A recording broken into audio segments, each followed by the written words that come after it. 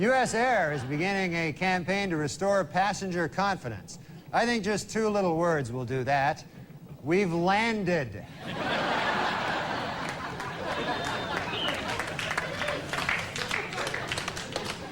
Airline travelers' complaints have risen 22% over the last year. The single most common complaint was, they lost my baggage, followed closely by, I didn't like being in that fiery plane crash.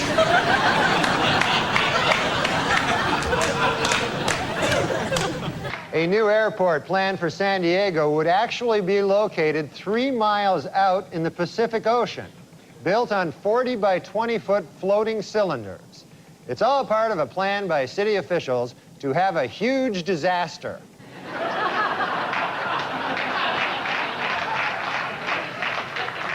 As of next week, ValueJet Airlines says it will discontinue service to Mobile, Alabama. According to airline executives, this cost-cutting measure is expected to save the company over $200.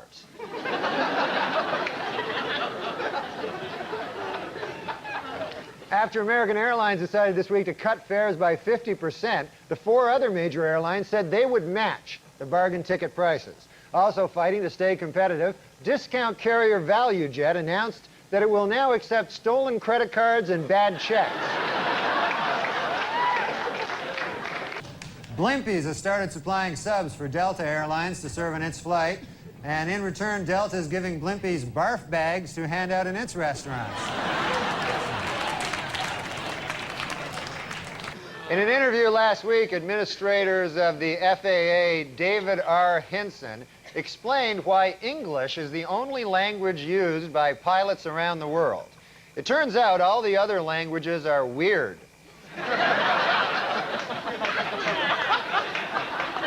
Can't even hardly understand most of them. In honor of this year's Academy Awards, Carnival Airlines is offering anyone named Oscar a free flight to or from Los Angeles. The airline had tried a similar promotion in the past for the Tony Awards, but according to airline spokesmen, they found that their planes were packed with too many, quote, greasy Italians. The Federal Aviation Administration has come up with a list of 30 changes to make air travel safer. Number 1 on the list, no more crashes. They've decided to... This week, TWA announced plans to reconstruct the Boeing 747 that exploded in Flight 800. Man, talk about cheap, huh? These characters. Trying to save a few bucks by rebuilding a... It's ridiculous. I don't know what I'm talking. In order to cut down on in-flight fatalities, American Airlines has decided to upgrade the medical kits on all its planes. Each kit will now contain common life-saving drugs, a heart defibrillator, and a spare plane. In aviation news, a new study suggests there might be more survivors of plane crashes if all seats were equipped with airbags. According to the study, this is especially true for plane crashes under 50 miles per hour. The other one just doesn't do much good. A top aviation watchdog group warned this week that the nation's airlines are vulnerable to terrorist attack. The biggest problem, apparently, watchdog groups pointing out to terrorists that airlines are vulnerable to attack. That's all right. 2 months later, we still haven't found Malaysia Airlines Flight 370. This looks like the work of Joran Vandersloot. Remember that character? Yes. No. You don't remember him? He's one who allegedly, well, he... Now, this is a different Malaysian Air Force joke. The pilot's last words, I've had it with these motherfucking snakes on a motherfucking plane. That could be, yeah, that could be. You're giving me these great jokes, okay. Malaysian Flight 370 is still missing. You know where they're going to find it? The last place they look. Now, is that the best one? Kind of or is this better? There's two Malaysians. We can't That's a joke, kind of joke. Why you define something? Why is it always the last place you look? Because you stop looking. A Joe Pine So that's joke? a joke. That's a comment. That's a very bright joke. It's not only a joke, it's a comment. The search continues in the Indian Ocean for the Malaysian Airlines Flight 370 as they listen and try to follow the pings. These guys sound like me always listening for pings. The pings are my Chinese neighbors. Jim and Ellen. You know, I'm old enough to remember back to simpler, more innocent times when the worst thing you'd hear about the news was hijacked jetliners flying into buildings. Oh, now, Gilbert, you're going to get into trouble again. It takes forever, not forever, but it takes years of training to get a pilot's license. But it only takes a couple of minutes to steal a pilot's jacket and hat.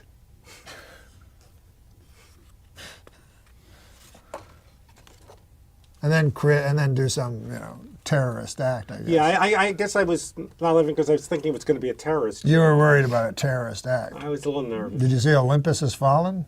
No. This week I learned, just because I masturbated to that picture of a guy falling to his death on 9/11 doesn't mean I have to share it.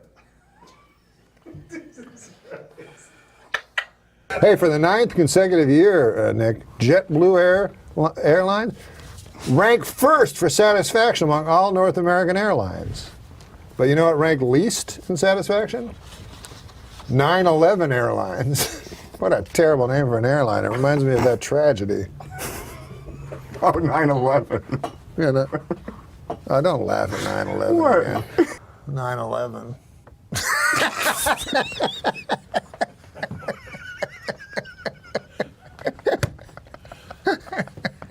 I tried to tell him not to laugh. Adam. I know. I walked through blood and bones in the streets of Manhattan trying to find my brother. Jesus. Yeah, he was in northern Canada.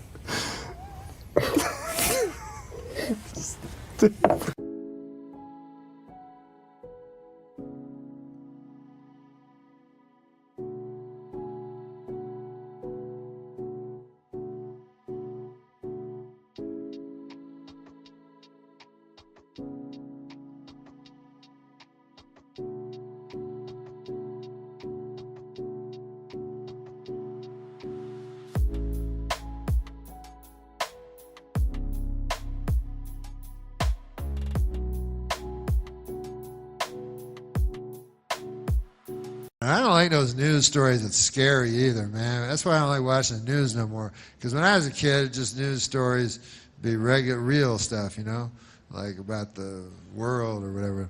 But now they'll have little personal stories that have nothing to do with nobody, and they present it as the news, and then you don't want to see them, And I noticed the latest one, they all seem to have, the show will open the news, and there'll be a guy with a suit and a tie, so he's a newsman.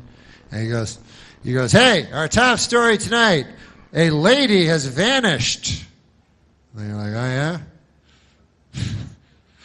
And they go, yes, she's gone. Oh, yeah? Do I know her? No. You never heard of her, but we're going to tell you about her. We got Bill. He's on the outside. They have one guy inside, one guy outside. Bill, what's going on? And then Bill's outside. He's like, yeah, the lady vanished. Her name was Janice, and nobody can find her hiding her hair of her car. Was found in the car is fine. It's in the Burger King lot, but we can't find the lady. All right, back to you. And, so then you're at home. You go, well, I don't give a damn on account I never knew her in the first place. How can I possibly care? As a matter of fact, I'm happy it's her and not someone I know. So, but then they go, we'll tell you about it. You go, no, that's cool, I don't really want to know. But they can't help themselves, They go, here she, oh, hey, Bill, you still outside? And he's like, yeah, of course. And they go, we understand you have some friends, a Janice, to tell you about? Yes, we've been talking to some of her friends anyways. Turns out, she's a good lady.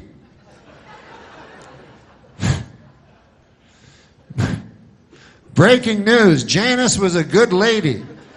And we got some of her friends here going to talk about it. And then they show a lady and says, Janice's friend. And she says, oh, Janice, man, she was the greatest. She was the kind of person where you could walk into a room and she would light up the whole room. It was amazing. She didn't have a light or nothing like that. She would just somehow, through sheer tyranny of will. She could make a room light up. Some of us thought it was supernatural, but. And then this is other Janice's friend. Oh, Janice. She was the type of lady I remember that you could always turn to. You know how sometimes you want to turn your neck, you know, because you're having troubles. You want to, you know, or your neck hurts, whatever. But when you turn, the person you most want to see in your eye line would be Janice, you know. And then, if say Janice's other friend that wasn't one of the first two. Well, Janice, she's the kind of person, you could be talking to your best friend the whole world, you know, and then Janice comes in and goes, screw you, I'm talking to Janice. You know, you go over to Janice. She's a better person than you. It's Janice. And so then at home, you start to get invested in Janice. You start liking her, you know what I mean? And every day they show you more about Janice, you know, and they show different home videos of her, and you're like, hey, honey, look. Oh, I like that hat she's wearing.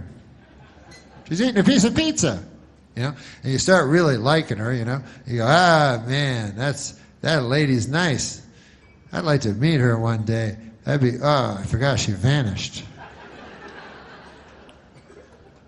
Oh, well, they'll find her. I'm sure of it. Then you get hope, you know, and all you can think about is Janice. You know? Your feverish dreams are commanded by Janice's spirit, you know. You can't even think right, you know. And every day you're turning on the news, man, what's going on with Janice? And they keep going, telling, you know, and things progress, you know, and Bill's still outside, and he's like, we're still looking, it's been 3 weeks now. But as we speak, everyone's combing the woods behind me as we speak. And then you're at home, you go, oh, no, not the woods. You don't like to hear that. Nothing good ever happens in the woods. I've seen enough of these stories to realize that Janice is not going to come bounding out of the woods anytime soon. It's like, hey, what's going on, everybody? I was just taking a stroll through the woods. What's going on? Why are you taking pictures of me anyway? What's going on?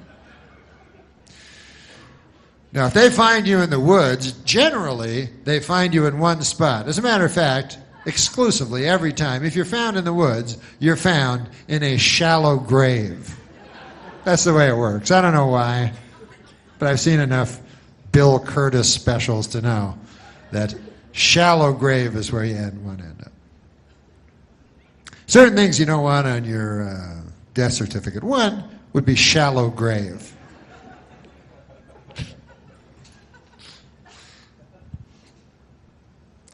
Massive. You wouldn't want to see that on your death certificate, the word massive. Or maybe you would. I don't know. Maybe that would be a good one.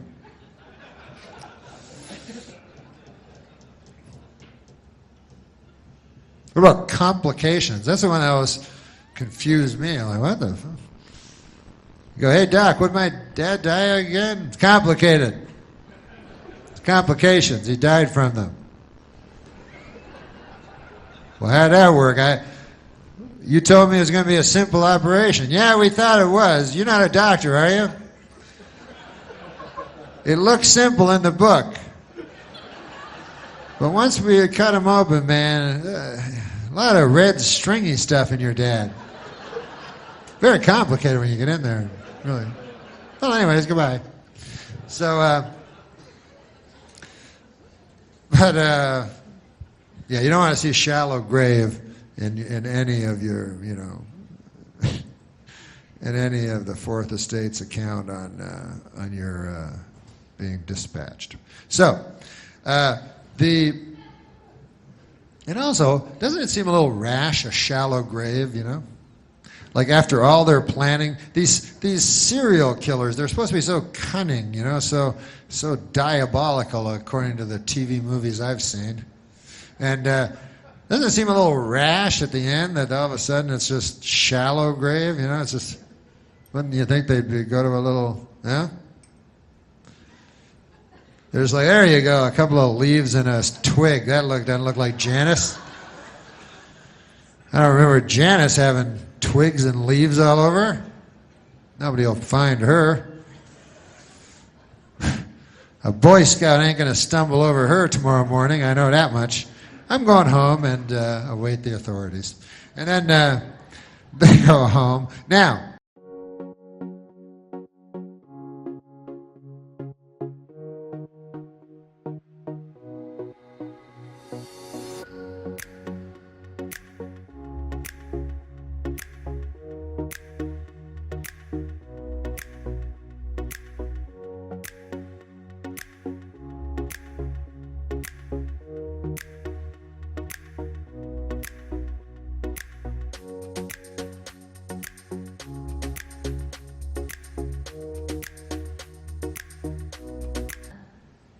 I would, if I ever did that, and I would never slaughter and kill a woman. I want you to know that. I know I say that now. Who knows? You know, can't predict the future, but I know there's not a river long enough that does not contain a bend. But I believe right now I would not slaughter a woman. And maybe it's just vanity talking. You know, the scriptures say that man is mostly vanity. But in my vanity, I do not believe I would do it, you know. But if I did do it, if I somehow snapped, because who would ever know, I would plan it out. I'd be very, very careful about it, you know. I would track the lady, you know. Because you know, there's still a stigma, even in today's enlightened society, when you slaughter a lady. So I would track the lady. You understand? I would find out. This is what you got to do. You got to find out her habits. You know, like maybe you go, "Hey man, I know she goes to that cheese sandwich store every day, and when she comes back, she's got a big paper bag of stuff. I'll bet you anything there's cheese sandwiches in there." Eh? So then you put that up in your head. Lady likes cheese sandwiches. It's one piece of information. But you take your time, you know. Then you notice, you see another pattern. You go, hey, every Wednesday night, that lady goes down to the gymnasium and plays basketball with other ladies, which is fine nowadays. So, what I would do is I would stand outside of the gym, you know, and she'd come out there all sweaty with a ridiculously tricolored ball, you know, and she'd be finished her game, and then where would I be? I'd be standing at the other side of the parking lot, and in my hand, what do you think would be resting but a cheese sandwich, right? So then she'd go, hey, what's in your hand? I go, what, nothing? She'd go, yeah, there's something in your hand. I go, there's nothing in my hand. I don't know what you're talking about. She'd go, there's something in your hand. I'm not blind. I see something in your hand. I go, there's nothing in my, oh yeah, this. Oh no, it's just a cheese sandwich. What, why, you like them or something? I got a whole bunch in that van over there. Yeah, that craziest looking van you've ever seen in your life. It's right over there. You want to go through? You want to go get some? And by the way, if you ever do this, and I don't think you ever should, you don't have to have cheese sandwiches in the van. You know, unless you're proud of your detailed work or something like that. I don't want you to go, if you're a frugal serial killer, I'm the last that would advise you to throw away all kinds of money on cheese and double the amount on bread, you know? Should bread and cheese cost the exact same amount of money? But anyways, I would plan it out. That's what I'm saying. And then I would take the lady and I would never do this, of course, but I would take the lady in the van to a remote area, you know, where there was a wooden shack that I had constructed, and it was silenced to the point that her screams would just echo off the walls, never to reach civilized ear again.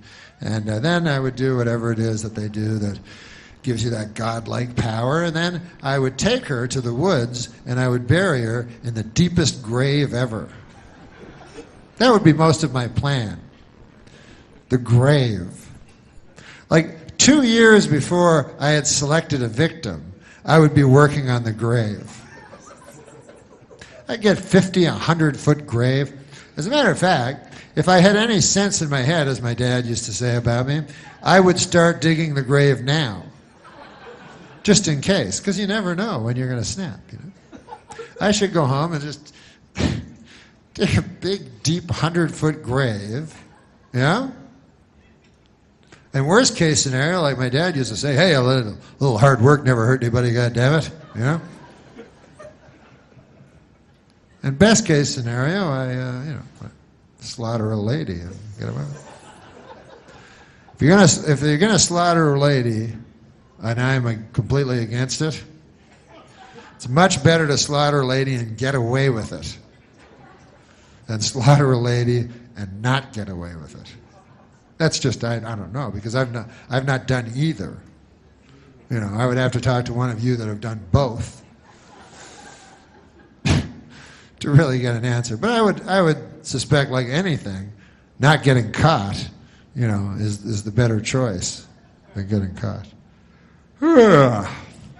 The smartest cat I ever knew at SNL, and a much revered figure there, is joining us for another segment. This is my former producer, longtime writer and contributor, Jim Downey.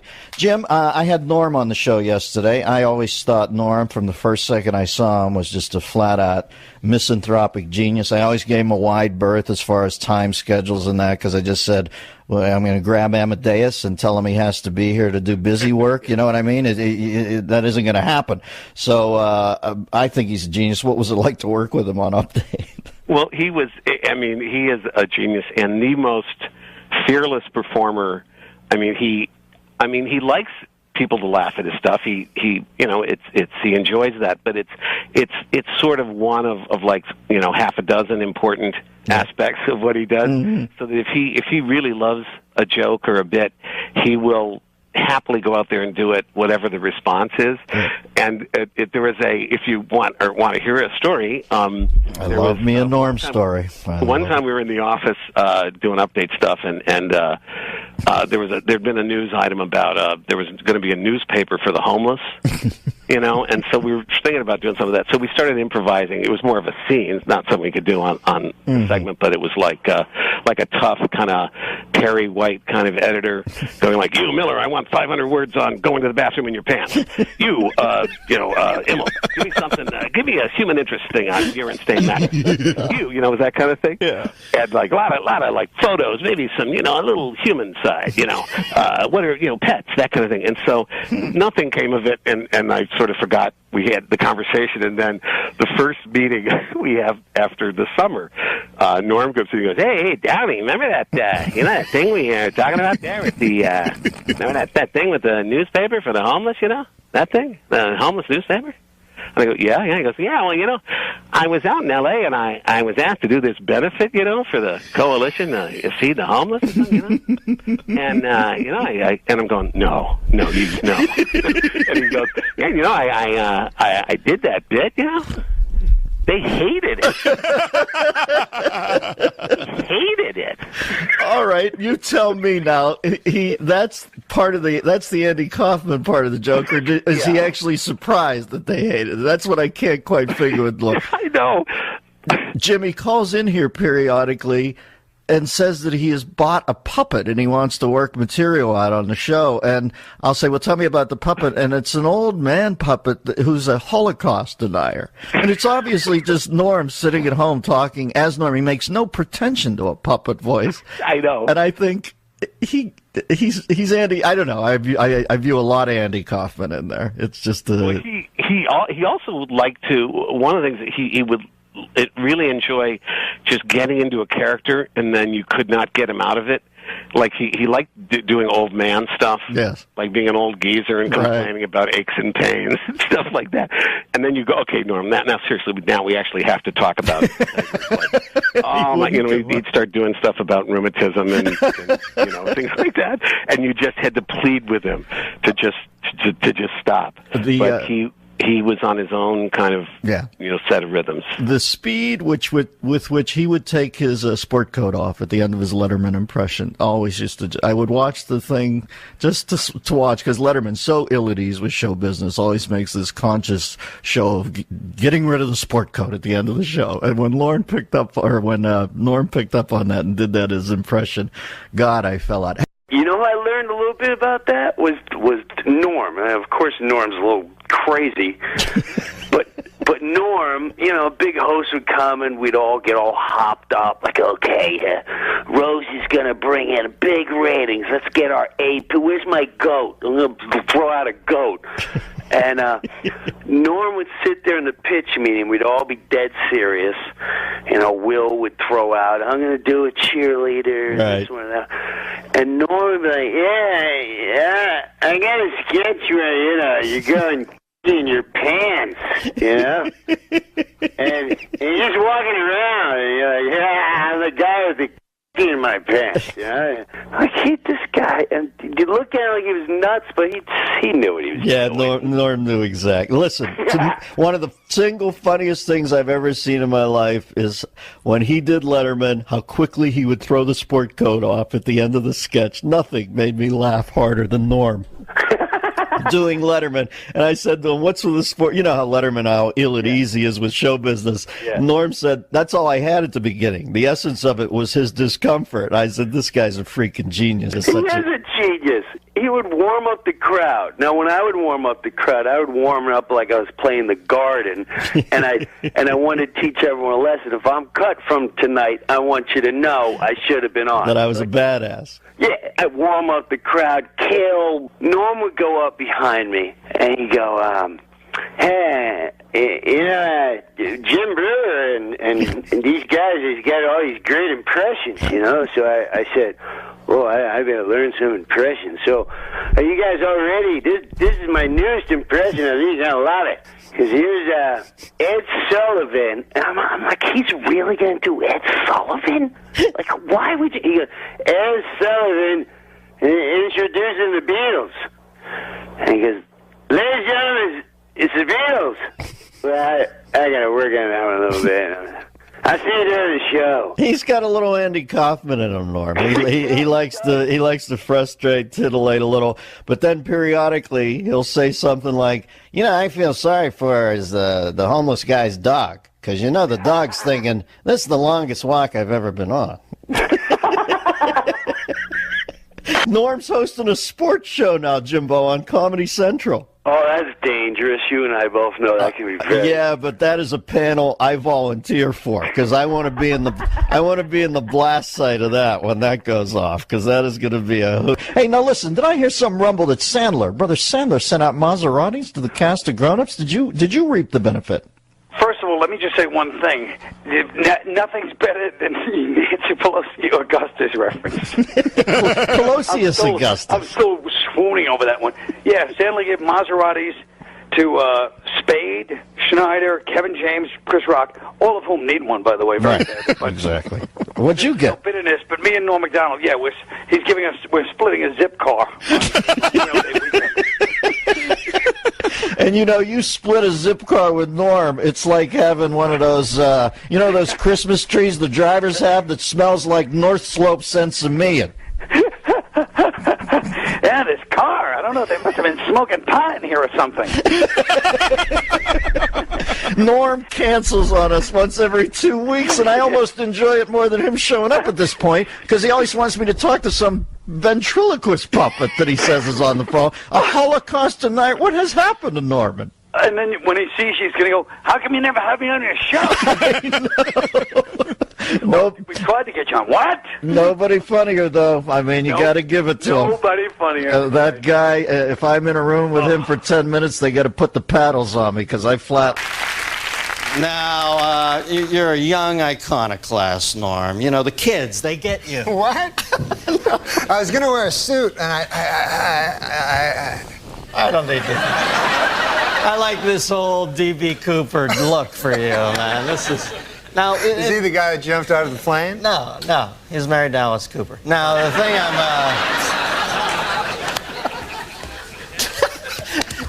remember you wrote for my first talk show. Yeah, you gave me my and first I used job. to come in the room, and you and Drake Sather had no lights on. It was like some fucking Anton LaVey Satan cult in there, and you guys used to turn out the sickest jokes ever, and everybody was always smoking. Then I see you on Saturday Night Live during the opening credits, and one of the things I like about you is you're completely unfiltered on that show. You'll say anything, and I saw in the picture you had a cigarette in your mouth. I thought, this guy just doesn't give a shit. So I asked you to come on. I find out you pussed out on me and quit smoking. What is that all about? No, because it's bad for you.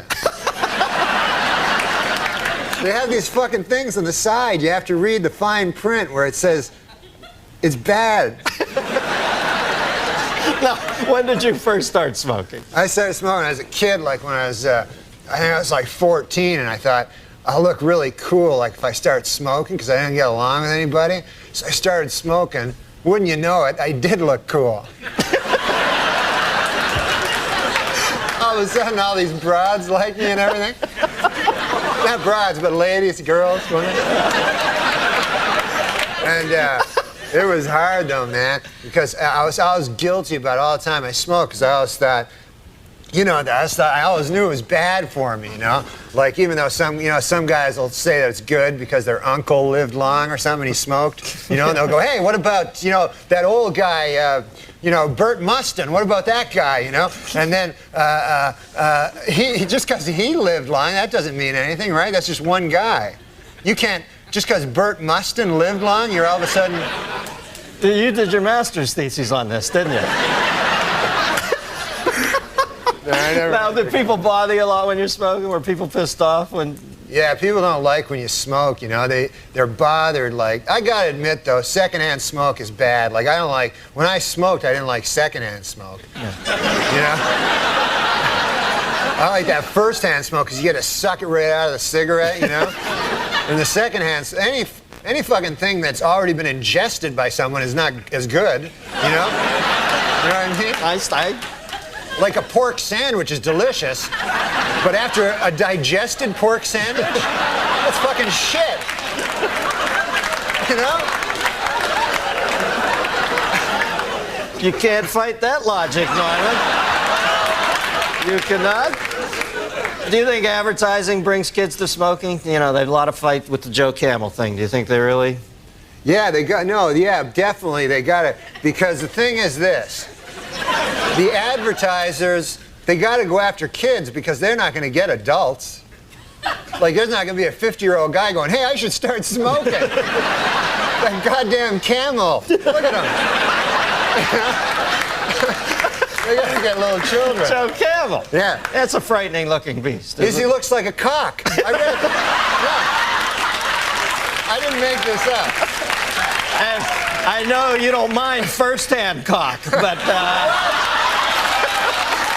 You don't know that. Don't say that. I know how this stuff happens, man. Because a buddy of mine worked on Saturday Night Live, and he said he was a fag once as a joke. And then he said everybody comes up to him and saying, "Are you a fag?" Gay man? I mean. Show about smoking. They thought you meant the British word for cigarette. All right. Exactly. Can I bum a fag? That's what they say in England. Where else? All right. The thing about Joe Camel looking like a cock, Dennis. Oh, yeah. I lost my train of thought. Thanks for bringing me back. It was this. This is what I've noticed. He doesn't even look like a fucking camel. He looks so much like a cock. Because you know how it's usually subliminal? Yeah. Where you have to find the cock, right? This character, you have to find the goddamn camel.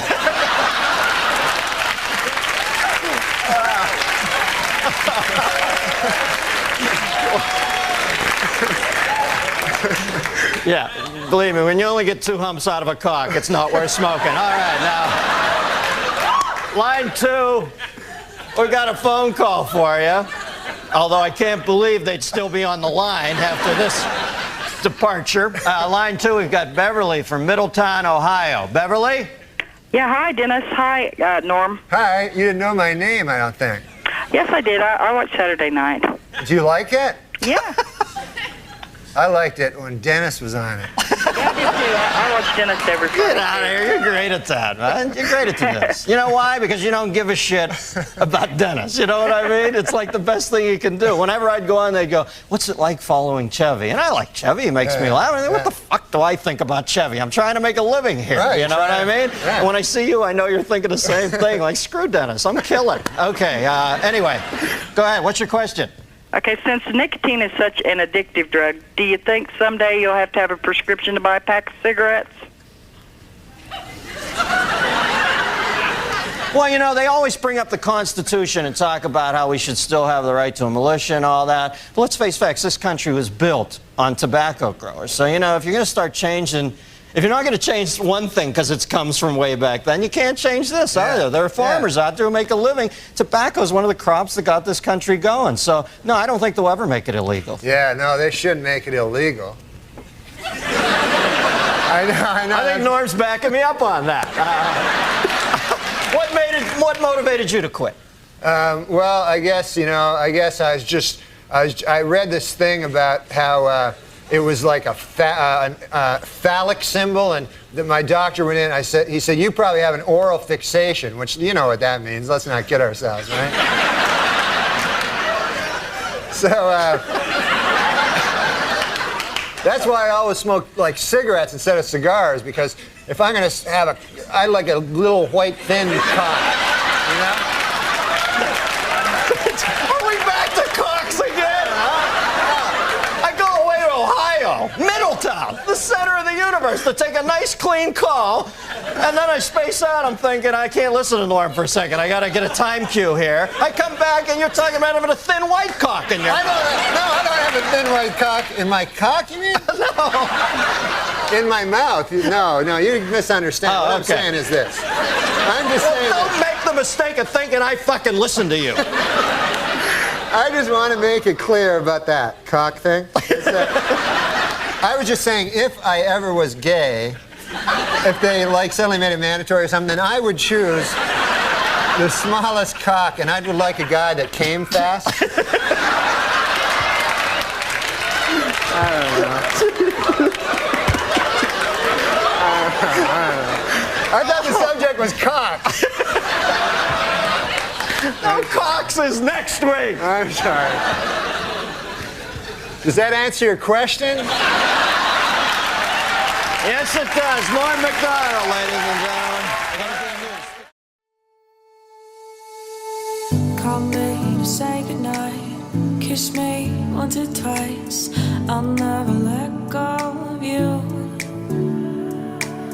Fold me into your arms. Stay with me. No, just thinking, you know, because they have that Viagra thing out. Yeah. And the other day, you know, Bob Dole came right out and said he was one of the first. Yeah. And, you know, you don't want to hear about Bob Dole's cock, you know? I mean, President Clinton's cock, Bob Dole's cock, what the hell? But mostly, an old man like that, you don't want him to have a super hard cock. You know what I mean? Why?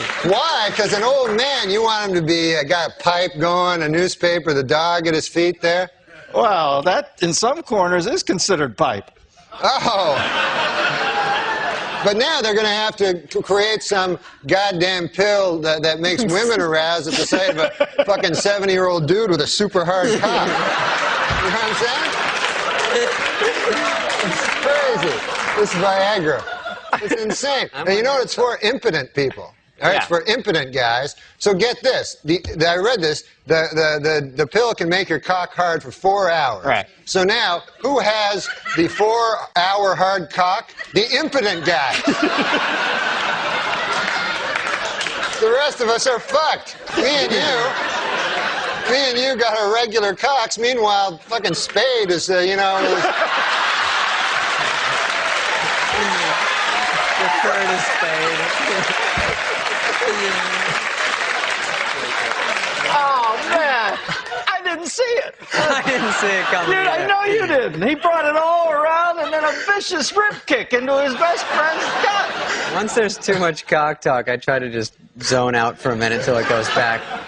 the other way. If there's too much cock talk, this guy has fevered nightmares all night. Dreams, I mean, like sweaty, fevered dreams from the cock talk that's been all over his head. Why bury me twice? He's killing me. No, he's a good man. That erased it. All right. No, he's a good man. Who cares? After all that, that's Gays. that's the whiteout he puts on. I know, it's awesome. After he talks about you doing chin-ups on cock for 18 minutes, he goes, no, he's a good guy. If you're gay, he's a completely straight guy. He gets a lot of ladies. You know that about him with the ladies. Don't say ladies. Women, girls. Okay, thank you. Ladies, what are we, fucking on an FM station here? He's Don Cornelius. But these gay guys, man, I was reading, you know about the... These gay guys. I haven't even said hi yet. All right, tell me what it is with these gay guys. I know, I'm already. I just read this thing about the Michael, George You're reading Michael. a lot, aren't you? Yeah, I got a little time off. Now I read the newspaper. And this really strikes me about the gay community. I don't know if they're a community, but called West Hollywood. Yeah, they're gay, and it's, you know, George Michaels. He hangs around the bathroom. He has sex with multiple guys. This is no way. You got to get it right. Hangs around the bathroom, Right. and it was described as a lewd behavior, but I don't remember sex with numerous guys. Well, what is that what you took away from it? What does he do? What were you, in the next stall? I could have been just having a nice bathroom regular thing. I don't know what lewd behavior is, but I don't know that he was in there with numerous guys. But this anyway, is go ahead. We get the gist of it. This is definitely a gay thing, like, because this is a pop superstar. You know what I mean? You're not going to walk into a bathroom and all of a sudden Farrah Fawcett's like, ah, you know? You're not going to... What? I love it. What I'm saying is, why would a famous What was she doing? What was that, some sort of cervical belt sander thing, or what was that? Oh, Christ, what are you, Linda Blair? They do. That's what they do, right? That's what ladies that I know do. Good to know that primetime exposure's paying dividends there. But I think that's what it is. It's that the gay, that's why they have separate bathrooms. Let's face it. If they had women and, women, as you call them, I call them ladies. If you had them in the same bathroom, like Ally McBeal. Like you go in the bathroom to do your business, see a man about a dog there, you know, and you're in the bathroom. You're in the bathroom. All of a sudden, a beautiful lady comes out. Oh, here's my vagina and breasts. You're going to be hanging out at that bathroom a lot. So I don't blame anybody for anything. Can you believe Olmeyer didn't get him? We're all the same, man. Have you ever met Olmeyer since then? Don Olmeyer I met once, after he fired me. Yeah. Then I went and visited him in his office. Which it wasn't an office I've never seen. It was like a wet bar and a bunch of weird sports trophies. He's a big sports guy, you know. Yeah. So he explained it to me what happened, but he did it all with sports stuff, you know. Like you said, man, you see, you're the number 3 hitter, but now you're going to be number 8. And then later on, Ken Griffey will show up. I didn't know what the hell he was talking about. And then I said, well, Christ, man, what the hell am I supposed to do? And he goes, I don't know, just walk it off, you know. And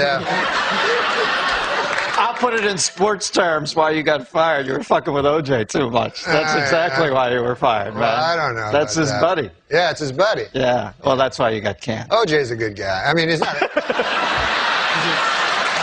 Well, we got to end on that, Normie, but there's what they'll remember you by. OJ's a good guy. Man, Thanks for coming on. Norm MacDonald and David Spade, stick around. Take a break? Yeah. Take a break. Stay around? Oh, Wait, stay no, here. we're not Okay, taking a I thought you were break. going to take a break. Did some of my eyes say we should take a break? Yeah.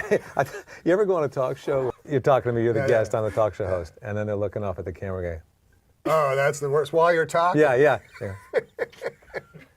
While you're telling Is your that right? Is that anecdote. right? All right, we're gonna take a break. We also have to take a break. Are you kidding me? It says it right on the monitor. We have no Really? sponsors. Oh, I thought we do have a sponsor, right? You know what's amazing that I didn't know? We have no sponsors. I just got word we have to take a break. Oh, really? Yeah. Well, that's great. Well, let's take a break. All right. Let's take a break. Say it to the camera. How do you take it? Let's take a break. And that's it. That does it? All right, let's take a break. And, yeah, you hold up another card, and I'm going to take the training wheels off your balls. You are so old that it's trash not talk right. when we come back. Okay, we'll take a break, and then we'll do the joke off. No, we're not doing the jerk off. Joke? No, it's a joke off. No, Yeah, we're wildly not doing different. It. We're not doing it. You don't think you can take them? That's got nothing to do with it. Good Christ, look at the time, man. We got to do jokes. Oh, shit. All right, Can we have to go to now? commercial, yeah. Okay. Afterwards, we're going to do jokes. All right. You want to read some jokes? Yeah, of course. Yeah, you don't even have to think of them. I just read them. I like it. Why are we talking about being gay so much? You brought it He's up. trying to clean it up. I have a question. I saw that you were kicked out of the Avian Porn Awards for being too offensive. Yeah, We're going to find out that story after we take a break. Good. I have to pee. I have to go to the bathroom. And I'm going to get more coffee. Do you guys want any? I think that we should really talk about dirty work when we come back. Oh, I okay. want to talk a lot about dirty work when we come back, but they keep. You got sponsors? Yeah, we have Okay. sponsors. Okay. Who's the sponsor? Okay. Yeah. Okay. Then we'll get into dirty work. Fair enough. I got a lot of good stories. So Who's the say sponsors? we'll be back or something. Yeah, there's the camera's on you. All right, when we come back, dirty work. So we will return to talk more about Fred Willard's grandson. No. Let's concentrate on me. Your asswipe producer just held up a sign, let's take a break. Where are we going? We're talking to 6 people. You know, we could get on a bus right now, the 3 of us, and yell out the window and reach more people. We got to take a break, Todd, but when we return, Todd Glass will read from his book. No, I won't. Stoned out of his fucking mind. We'll be back. My favorite host, they all mean something different. Let me tell you something. I'll tell you what's story about this hat. Do you go to commercials? Yeah. Oh, you have to go to commercial? I see some signs. Do you want to do it now?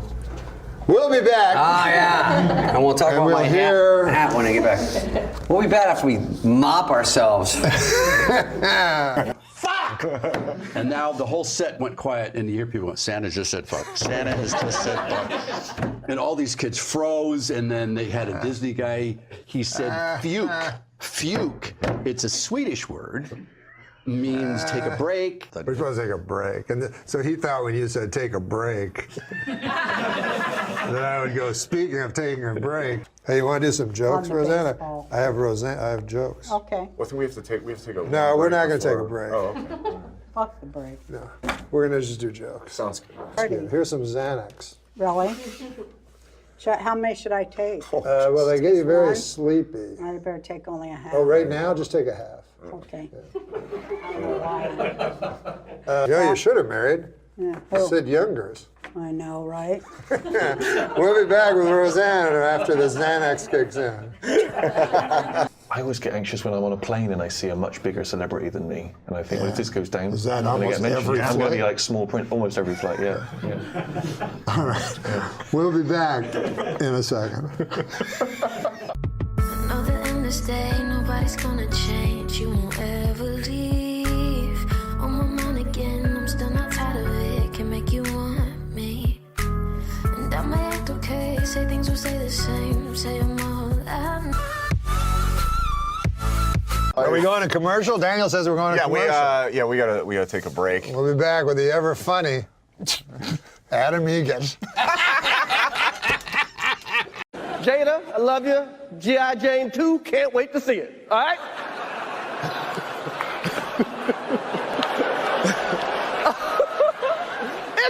That was a nice one. Okay.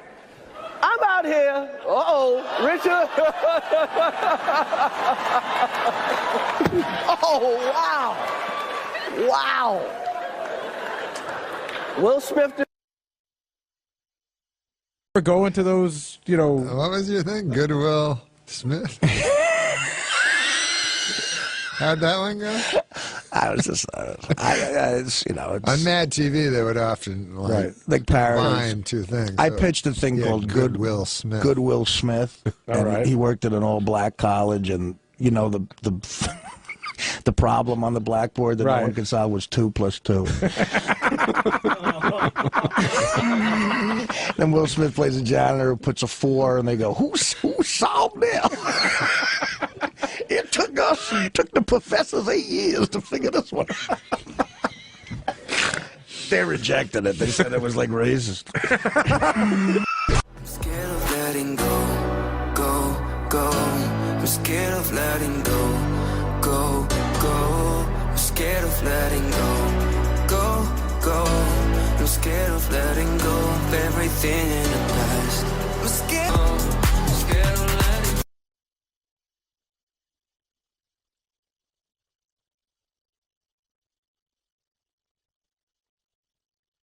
go. Okay. That was a greatest night in the history of television. Okay. I wonder, this is what you never hear. He made love to me in the ass.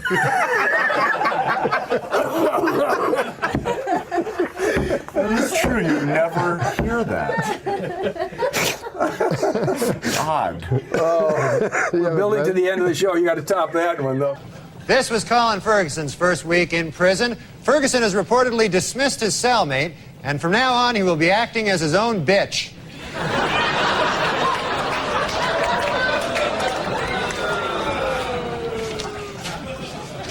In Carlsbad, Texas, a tanker truck crashed into a prison bus, injuring 16 inmates. Doctors say it will be at least 2 weeks before the men are up and around and raping each other again.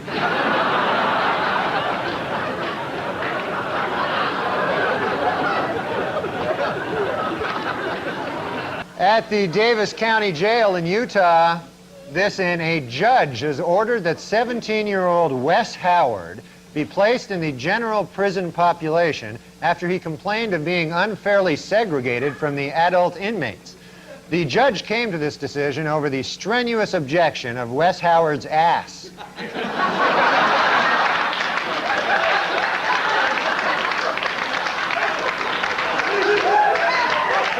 Across the nation this Monday, banks and government offices will be closed in observance of Martin Luther King's birthday.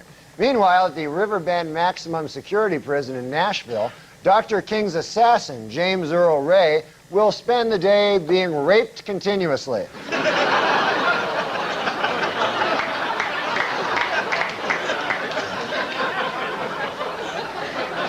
He's a bad guy, by the way, James Earl Ray, if you don't know that. Last week, a jailbreak at the Adams County Prison in Pennsylvania ended with 4 inmates escaping in their underwear. Officials are surprised the escape worked, especially because during the break, the scantily clad prisoners frequently stopped to rape each other.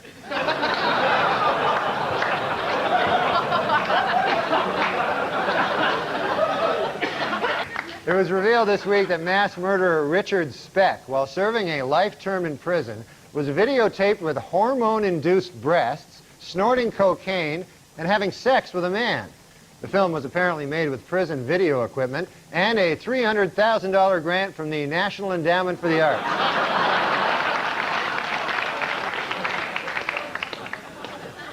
Jonathan Schmitz, the Jenny Jones guest who killed his secret gay admirer because of his fear and hatred of homosexuality, has been sentenced to 25 years in prison. Well, I guess that plan backfired, huh?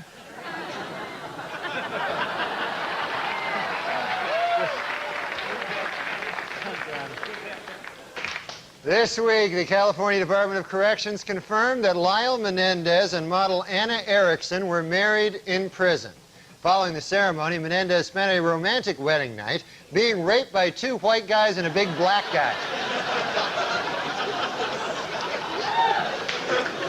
In South Dakota, inmates at the state penitentiary say that a new policy which allows officials to read their mail is an example of the routine violations of individual rights in prison. A better example would be the daily anal rapes, but I guess they want to start off small and then work up to the daily anal rapes. You know, they'll start off with the reading their mail, you know. And in Oklahoma, prison officials are considering an interactive video system for parole board hearings, which would eliminate the need for inmates to travel to hearings from prison. Inmates say they will go along with the video idea, but they will not rule out raping the camera guy. In New Zealand, a convicted swindler who weighs 670 pounds has been sentenced to house arrest because he is too big for prison. According to prison officials, it took 4 inmates just to rape him.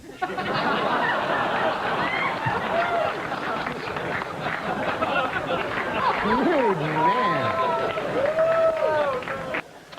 A female prostitute who was mistaken for a man spent 15 hours in the men's jail in Denver, where she had consensual sex with 2 male prisoners, making that the first time anyone at any time in any prison ever has ever had consensual sex. And finally, Amy Fisher charged this week that while in prison, she was raped by a guard. The guard, one Joseph Botafuco, has been reassigned to the prison auto body shop. So apparently that's the one we're in. Point is that Andy Dick was actually kicked off a porno award show for being too offensive. Well, they're giving away, awards for best anal. Yeah, I know, right. Yeah. So what could you have possibly done that was more offensive? Wait. Are you saying anal is somehow offensive? No, to some not to me. I know, no kidding. I think I was being drunk and disorderly. One thing I do realize about gay guys is one of them gets gypped, you know, and there's 2 gay guys. That's for goddamn sure. One of those guys is having a grand old time, you know? The other guy, man, he got the run into the thing. I don't know how they figure it out, man, but one guy gets to use his cock. It's a huge advantage in a relationship. You get to use your cock. You know? One guy says, hey, I'll tell you what, man, I'll use my cock. How about you use the inside of your ass?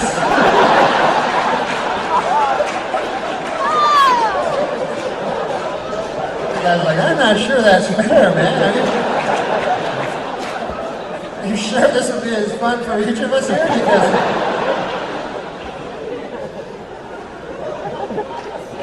Because I'll tell you, man, a guy's cock, it likes everything, you know?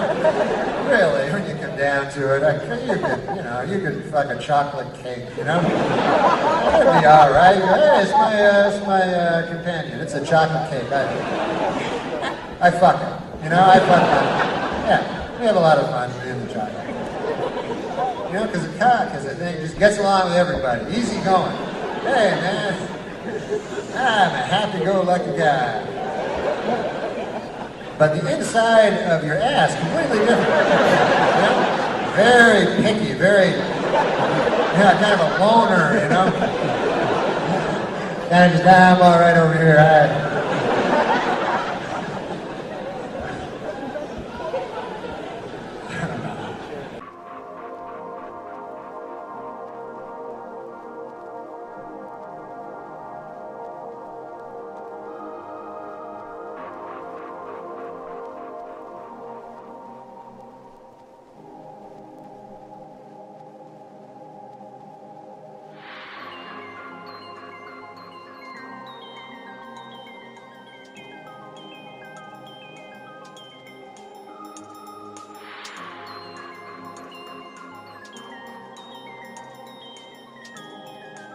Told you before the show I was going to, because you know so much about George Burns, I was going to tell you this joke that I heard George Burns tell, and I simply don't understand it. This was the joke by George Burns that he said was his favorite joke of all time.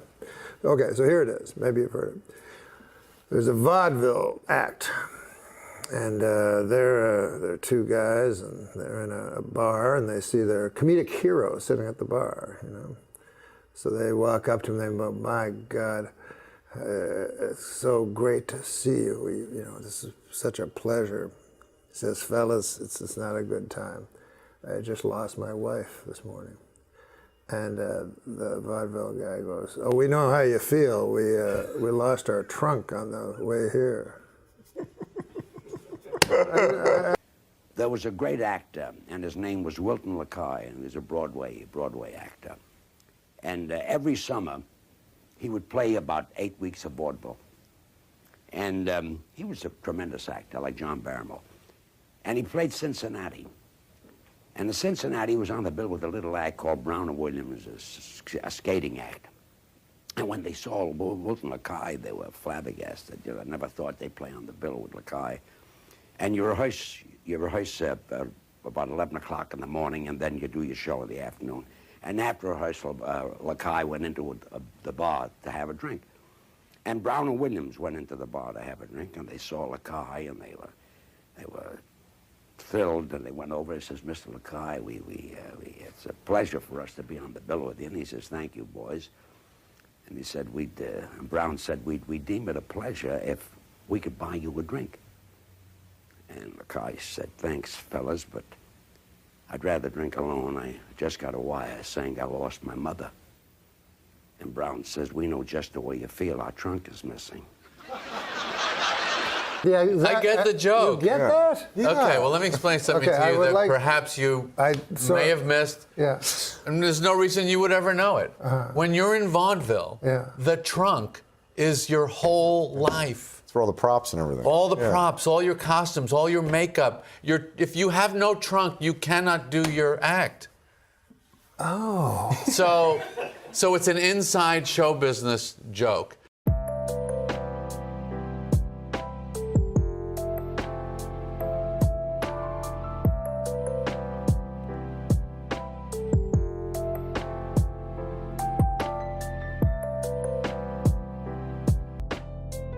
This is the greatest Jew joke I've ever heard, and I love it. You're not going to get it. Okay. Okay? Yeah.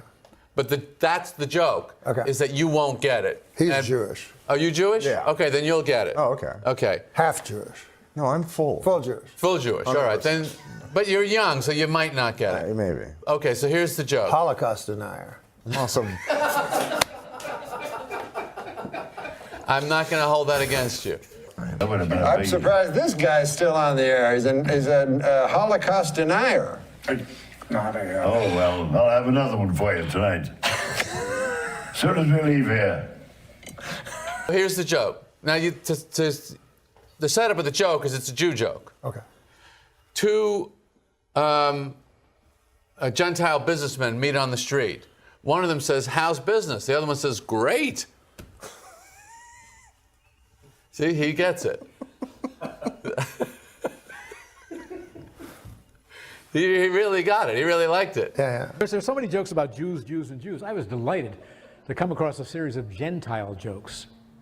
I don't know if they've made their way around here. Gentile jokes? Two Gentile men meet on the street. One says to the other, understand you have your own business. How are things going? The other says, terrific, thank you.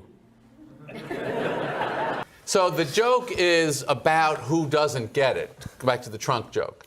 That's part of what makes the joke funny. He's Jewish, he gets it. You're not, you don't. But I don't believe he got it. Oh, yeah, he got it. He got it. Can we find out? Yeah. Yeah.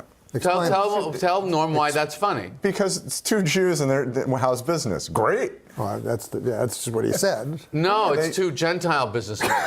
Oh, yeah, I don't That's get the what's joke. funny about it. I knew he didn't get it.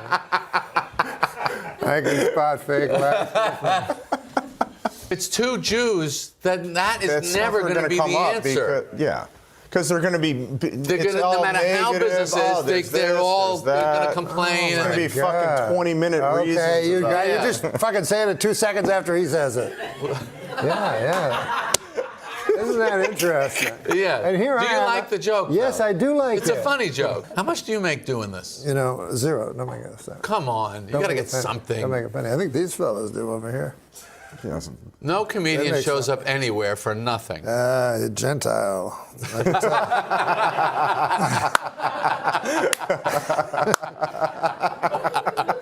Last week on Larry King Live, Marlon Brando made the shocking statement that Hollywood is, quote, run by Jews. In response, outraged Jewish organizations made it snow in New York in April.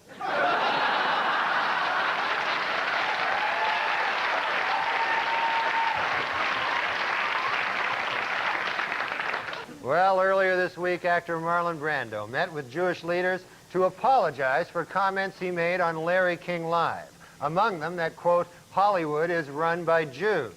The Jewish leaders accepted the actor's apology and announced that Brando is now free to work again.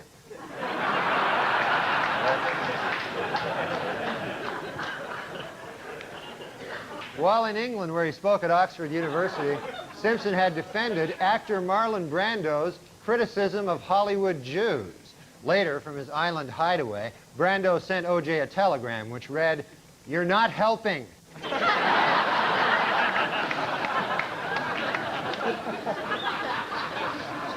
In Cincinnati, is Cincinnati Reds owner Marge Schott an anti-Semite? Well, it is beginning to look that way. According to a report out today, on the entire Cincinnati Reds team, there is not one Jewish player.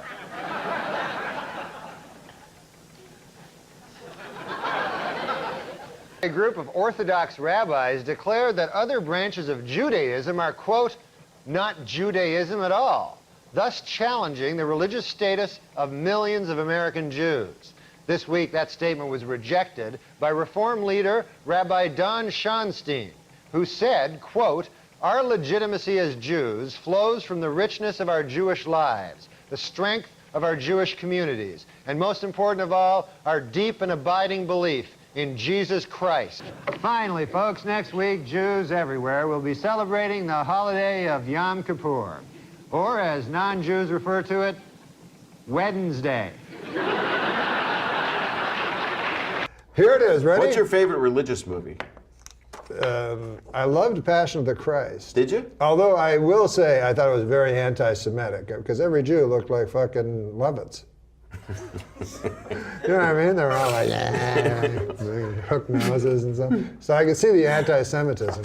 But what I liked was the incredible violence. But you know what was strange? Did they ask them, did you kill Jesus? No. I had a bar mitzvah, Norm. Yeah. You did? Yeah. Wait, are you Jewish? Yes. Get the fuck out of here. No, I'm kidding. I love the Jewish people. No, I didn't know you had a bar mitzvah. Yeah.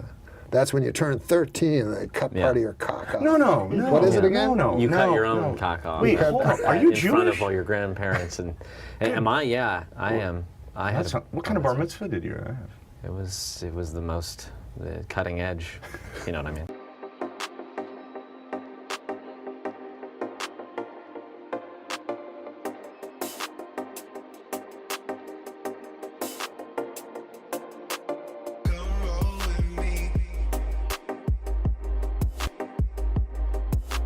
The setup of the joke is it's a Jew joke. Okay. Two Gentile businessmen meet on the street. One of them says, how's business? The other one says, great. See, he gets it. He really got it. He really liked it. Yeah.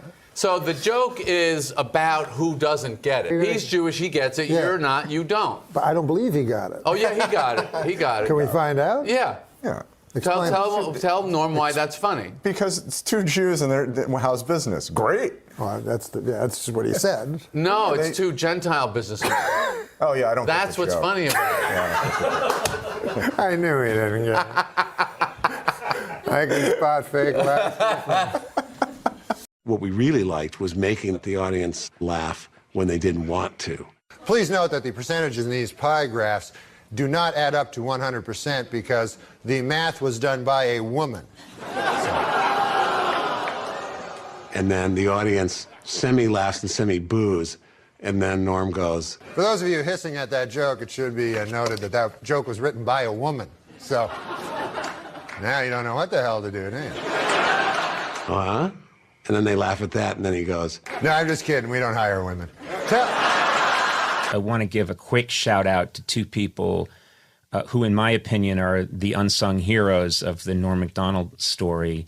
Two people that meant a lot to Norm and were really there for him in pivotal moments.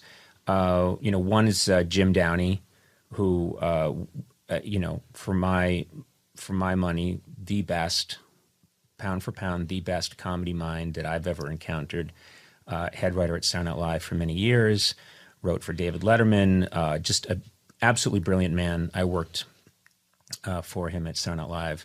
And he was the one that really worked with Norm on Update, and for that just incredibly classic period of Weekend Update at Saturday Night Live. So a shout out to Jim Downey, and I'm thinking about him because Norm so loved him and admired him. We want it to be like a punk segment, sort of like what The Clash was doing in the 70s, where it was just very bare bones and no cuteness. So it wasn't a studio crowd pleasing effect. It was never aimed at the studio audience. You know, it was always aimed just directly at me. I just what I knew was funny. Don didn't want Norm doing Update anymore. You know, I wanted to stop raining, you know. I mean, I didn't take it as any more than that. They pretended to believe that it was going to be an enormously popular decision for which the public would thank them. And in fact, the unanimity of the TV critics was something to see. I remember Time magazine had a thing about it and even printed up a little postcard to send to NBC to dump on them. The smartest cat I ever knew at SNL, and a much revered figure there, is joining us for another segment. This is my former producer, longtime writer and contributor, Jim Downey. Jim, I had Norm on the show yesterday. I always thought Norm, from the first second I saw him, was just a flat-out misanthropic genius. I always gave him a wide berth as far as time schedules and that, because I just said, well, I'm going to grab Amadeus and tell him he has to be here to do busy work. You know what I mean? That isn't going to happen. So I think he's a genius. What was it like to work with him on Update? Well, he is a genius and the most fearless performer. I mean, he likes people to laugh at his stuff. He enjoys that, but it's sort of one of like, you know, half a dozen important aspects of what he does. Mm-hmm. So that if he really loves a joke or a bit, he will happily go out there and do it, whatever the response is. Yeah. And there was if you want to hear a story, I love me a Norm story. One time we were in the office doing Update stuff, and there'd been a news item about there was going to be a newspaper for the homeless, you know, and so we were thinking about doing some of that. So we started improvising. It was more of a scene, not something we could do on the segment, but it was like a tough kind of Perry White kind of editor going like, "You, Miller, I want 500 words on going to the bathroom in your pants. You, Immel, give me something. Give me a human interest thing on urine stain matter. You know, that kind of thing." Yeah. And like a lot of like photos, maybe some, you know, a little human side, you know, what are, you know, pets, that kind of thing. And so nothing came of it, and I sort of forgot we had the conversation. And then the first meeting we have after the summer, Norm comes in and goes, "Hey, Downey, remember that that thing we were talking about there with the remember that thing with the newspaper for the homeless, you know, that thing, the homeless newspaper?" And I go, yeah. He goes, "Yeah, well, you know, I was out in L.A. and I was asked to do this benefit, you know, for the coalition to feed the homeless or something, you know." And, you know, and I'm going, no. And he goes, "Yeah, you know, I did that bit, you know." They hated it. Hated it. All right, you tell me now. That's the Andy Kaufman part of the joke, or is he actually surprised that they hated it? That's what I can't quite figure with Lord. I know. Jimmy calls in here periodically and says that he has bought a puppet and he wants to work material out on the show. And I'll say, "Well, tell me about the puppet." And it's an old man puppet who's a Holocaust denier. And it's obviously just Norm sitting at home talking as Norm. He makes no pretension to a puppet voice. I know. And I think he's Andy. I don't know. I view a lot of Andy Kaufman in there. It's just well, he also would like to. One of the things that he would really enjoy just getting into a character, and then you could not get him out of it. Like he liked doing old man stuff, yes, like being an old geezer and complaining about aches and pains and stuff like that. And then you go, "Okay, Norm, now seriously, now we actually have to talk about it."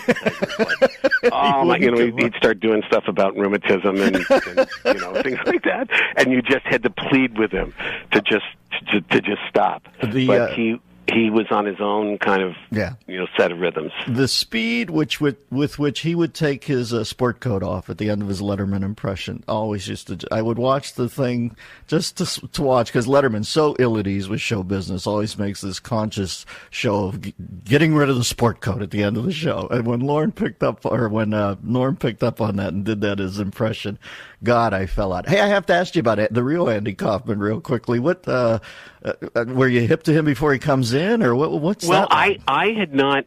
He had been on a couple of times the first season, and I had missed most of the first season, so I didn't really get to meet him until year 2. But he, there was one time I was flying back from visiting my family in the Midwest, and I arrive at Newark airport, at like midnight because the flight was delayed, and I don't know why, but in those days I guess it was too cheap or something, but I decided to take the bus into the Port Authority, and I get on the bus, and there's a solitary figure in the back in a brown hoodie, and it was Andy Kaufman. So we went back to that was where we sort of bonded on that bus trip from Newark Airport. So he used to come by the office and ask if anyone wanted to go see kung fu movies in Times Square. That was when Times Square had virtually nothing but kung fu movies. Right. And so I went a couple times with Mr. Kaufman, and he was like just a fascinating person to be around. He quite he loved those movies and could discuss them like a completely normal person. But when he wanted to get into his thing, he was as unshakable as Norm, Yeah. Folks, I know that SNL over the last 35 years has become the cultural place where young people hang their hat. And if it does you any good in a world where people seem to get misappropriated power or misappropriated wealth, to know that the finest man I ever met there was right at the center of it for over 3 decades should do all our hearts well. Jimbo, I love you. Love you right back. All right. We'll talk at you down the road. That is the great Jim.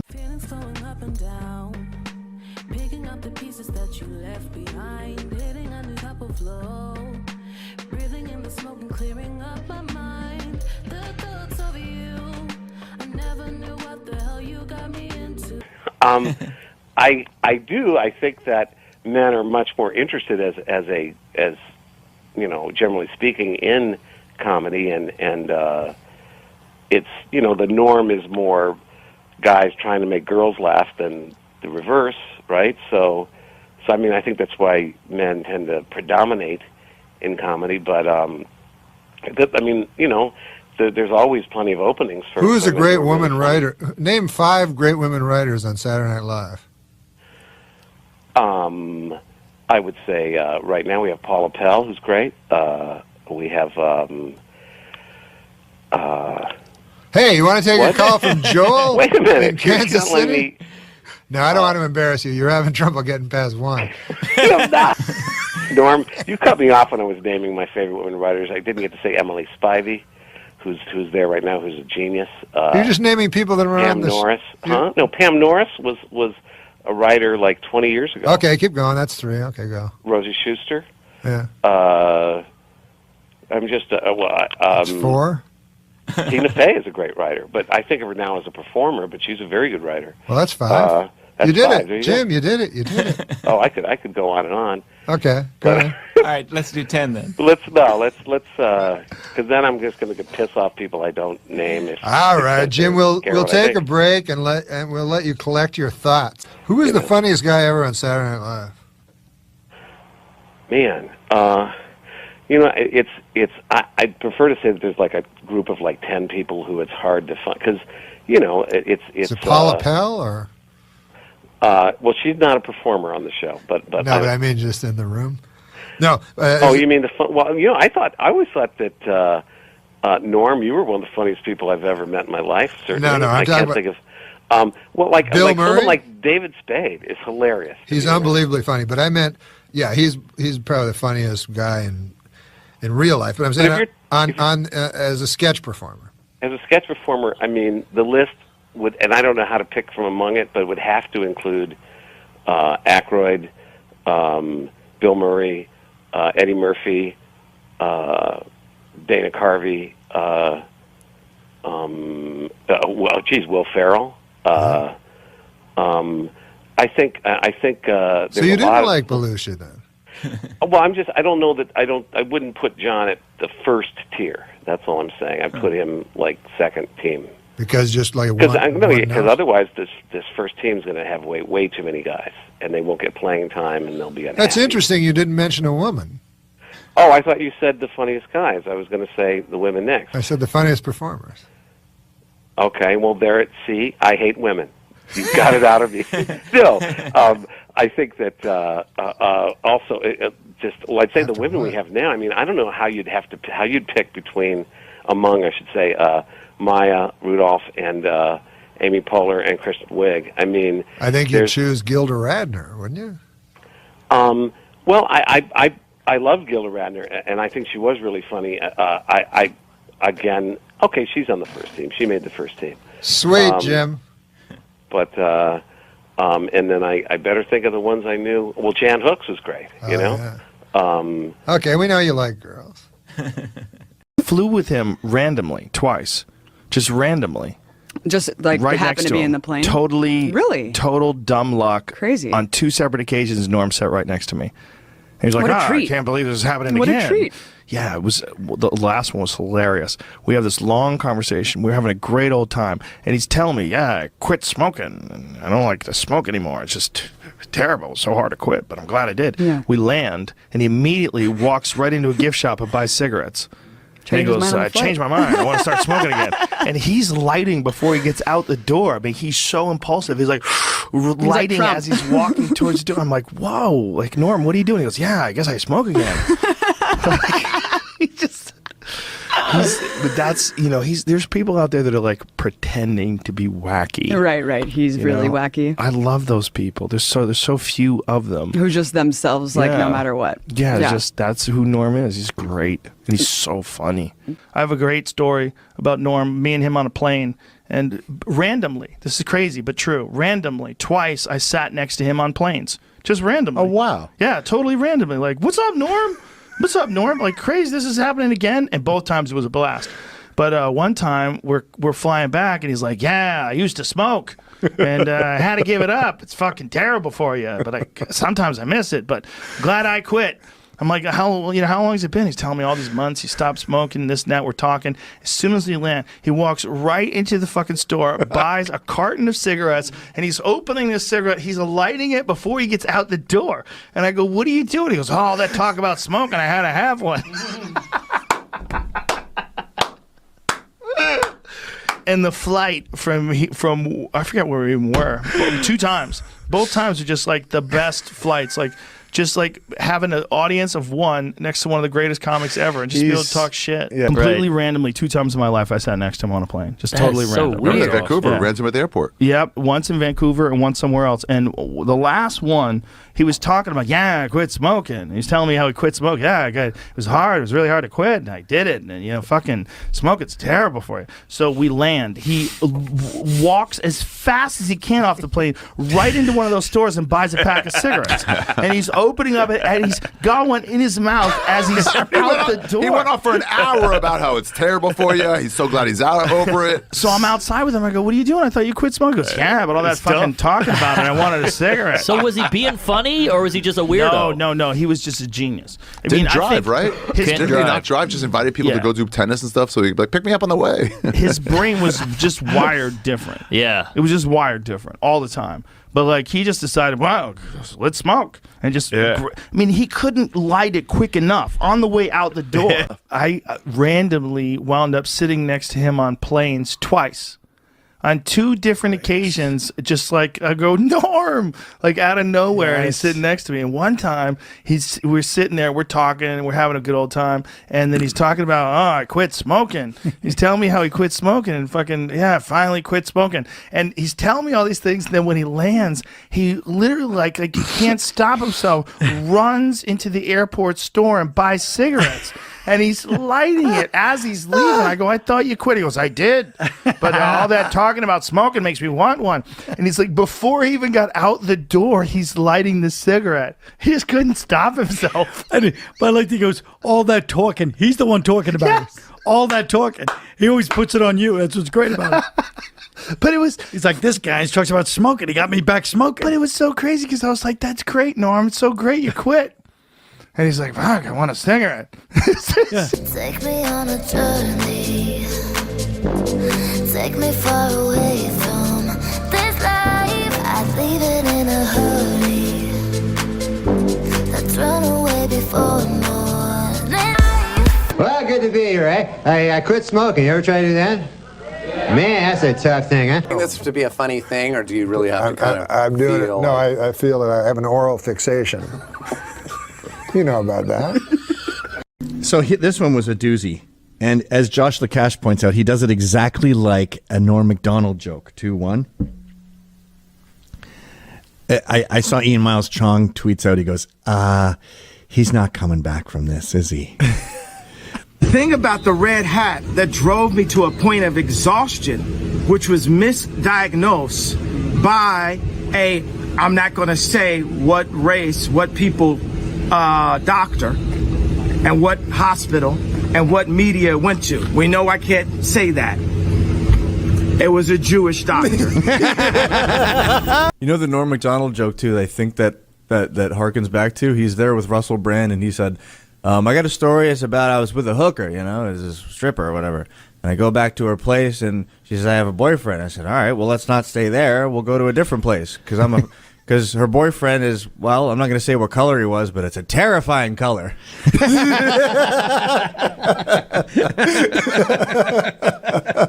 And she says, let's go have sex. Lovely. Best possible outcome. Yeah. So I say, fine and dandy. Now, I'm living with a girl, though. So I say, well, I can't do that. There. So what about you? Oh, she's living with a guy. Oh. And it doesn't matter what color he is, but... No, it doesn't. No. But it was a frightening color. Really? He was an Indian. Well, they're very peaceful folk. I mean, prejudicially. Yeah, if they're not holding a tomahawk.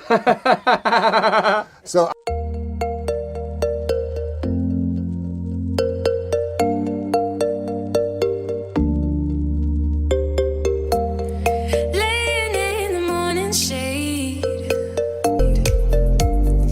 Now, people always wonder if God is a man or a woman or black or white or yellow, but I'm here to tell you that none of this silly stuff matters.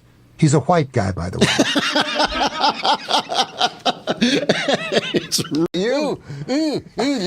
Let me suck your dick so I can get leukemia. They're doing a shot of Dara right now. Leukemia.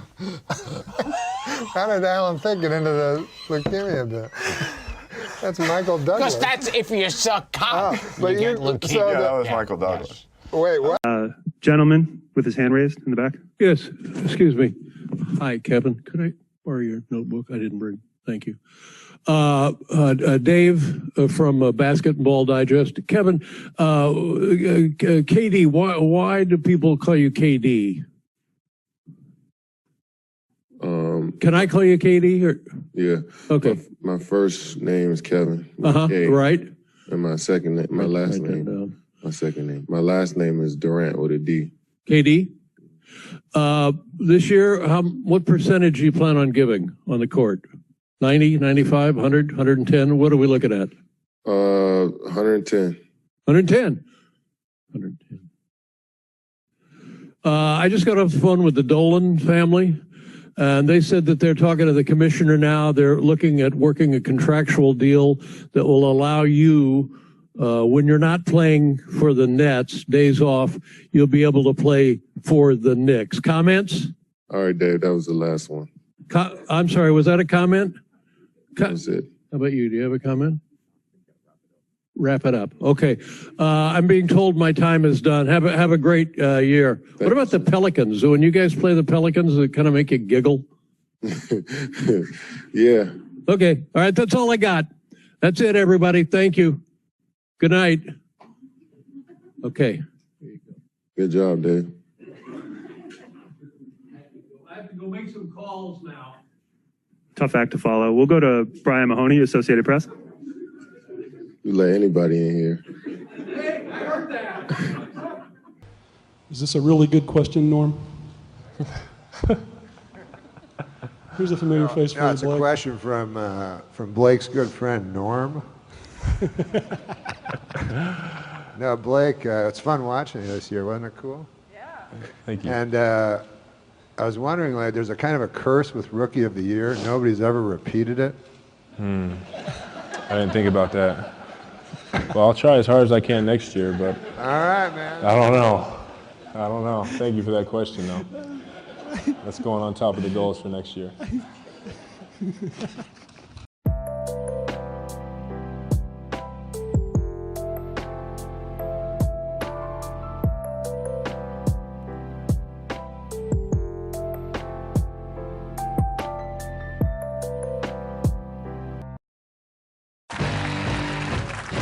Well, in order to understand the world of sports, I decided to see what it would be like to be a professional athlete. So I hired the best makeup artist in town to help me go undercover as an NBA player. Take a look.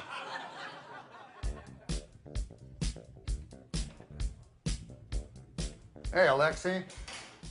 So you're the guy that made Tyra look like a fat lady, right? Sure am. Excellent. Okay, well, make me look like that guy. You got it. Yeah.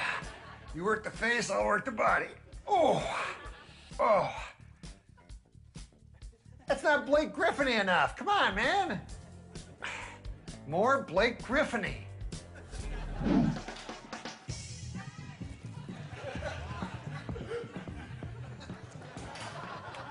Now I'm going to find out what it's like to be Blake Griffin. First, I'm going to fool his teammates. Stupid door. I'm Blake Griffin, and you are? Your good friend and teammate, DeAndre Jordan. Oh, my good friend DeAndre Jordan, of course. So what time's rehearsal? You mean practice, right? Yeah, practice. What's up with your voice? What's up with your voice? Ah! I'm open!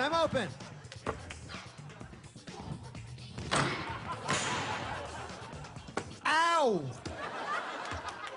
Ah! Not so hard, man. All right. Hit me! Sky hook!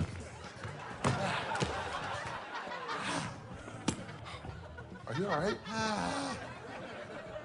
Blake, we haven't started. I gotta quit smoking. Smoking?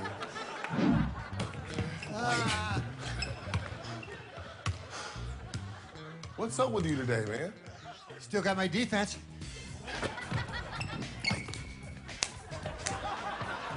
Blake, that's a foul. You can't slap me. Says who?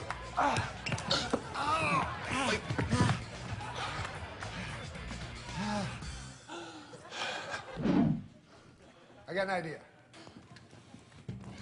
This always works.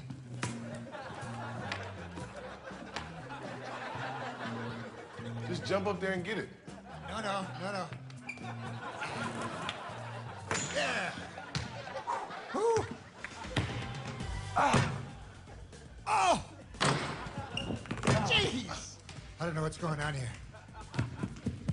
My heart is beating so fast. Are you all right? I think I pulled a part of my leg that's underneath the top part. Ah, sweet Cordy Howe. Oh, hold on. Give me 1 second. Sorry I'm late. Somebody burned my house down.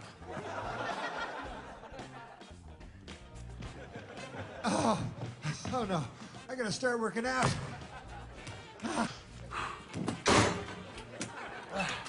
Stupid door. Texaco Oil, reeling from the public outcry over racist remarks made by some of its top executives at a tape-recorded meeting, today announced a dramatic change in company policy. No more tape-recorded meetings. 4 Wisconsin men have been charged with felony hate crimes after burning a man's buggy simply because he was Amish. If convicted, the men face up to 25 years in prison. But furious Amish leaders say that is not enough. They want the dunking wheel.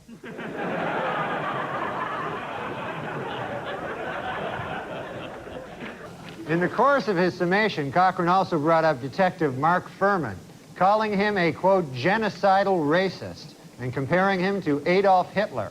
Furman later responded, "After all the things he said about me during this trial, it's a little late to start sucking up now." Nation of Islam leader Louis Farrakhan has accused the national park system of racism, claiming the agency deliberately undercounted the number of participants at his Million Man March. A spokesman for the Park Service denies the charge, saying, quote, "Our estimate is based on state-of-the-art aerial photography. We stand by our number. Heil Hitler."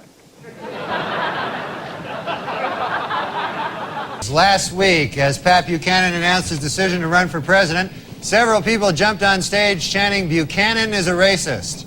As security began to wrestle them from the stage, Buchanan stopped them and said, "Let them continue. That's my slogan." Now, what do you think about this dog, the bounty hunter? Have you been following that at all, Norm? Oh, that guy, I mean, to me that sounds racist.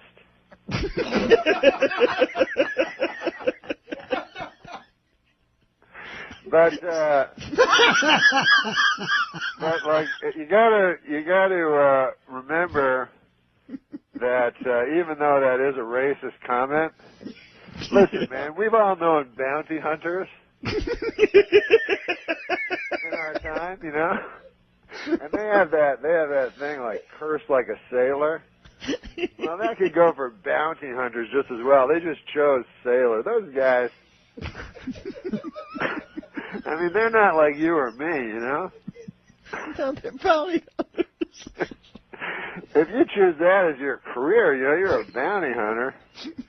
Listen, some salty language is not going to be as... You may as well just be a longshoreman. No, there's nothing worse than bounty hunting. Norm, you're a genius. All right, we got a couple of minutes left. Anything else you want to lay on the listeners before we leave today? That was funny, that bounty hunting thing. Seems like he's going to get a pass on it, right? I don't think so, Norm. I think he's in trouble.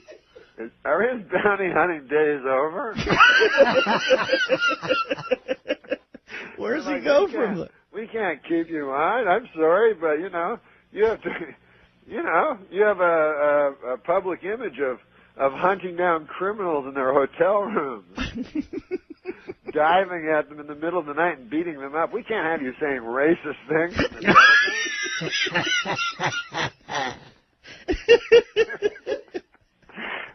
I don't know. All right, Norm, I'm going to put some oxygen on my face here and recover. You're going to be on every Friday now? Yeah, that'll be fun, right? Oh, are you kidding me? I'll be like your Pete Barbuti. Barbuti.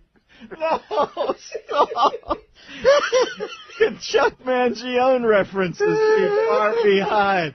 Yeah. Thank you, Storm and Norman. We'll talk at you down the road. This is the Dennis Miller Show. Having less money or having or not having less money is not a product of your nature. It's that you don't have the money because the white people don't give you the money. It's actually supportive of black people to say that, actually. 707 of course says... I'm supportive of black people. I'm in a room of You're racists. saying that to have justice, Oh, we should my all God. have The 415. Do you want to keep him for the next segment? At this point, I'm not sure. I'm finding Norm to be somewhat on the offensive side. You know what, though? I love that he's saying all this stuff and then looks over with a big smile. I know, and big smile. He's like, oh, man, they're going to talk about this all day. Well, I didn't know that everyone. I thought San Francisco was a little more open than. No, San Francisco actually they're isn't. No, they're not racist. But you gained weight. gained a lot of weight, so did you. I gained 45 pounds. I was going to say something, actually. Why? Well, I thought you'd been gaining some weight. Yeah, I gained 45 pounds. Are you okay? Yeah, what's going on? No, I am. I'm going to lose it though. Yeah, it's the heaviest I've ever seen. And since I've gained it, I sweat like a. Yeah, you sweat like a whore in church.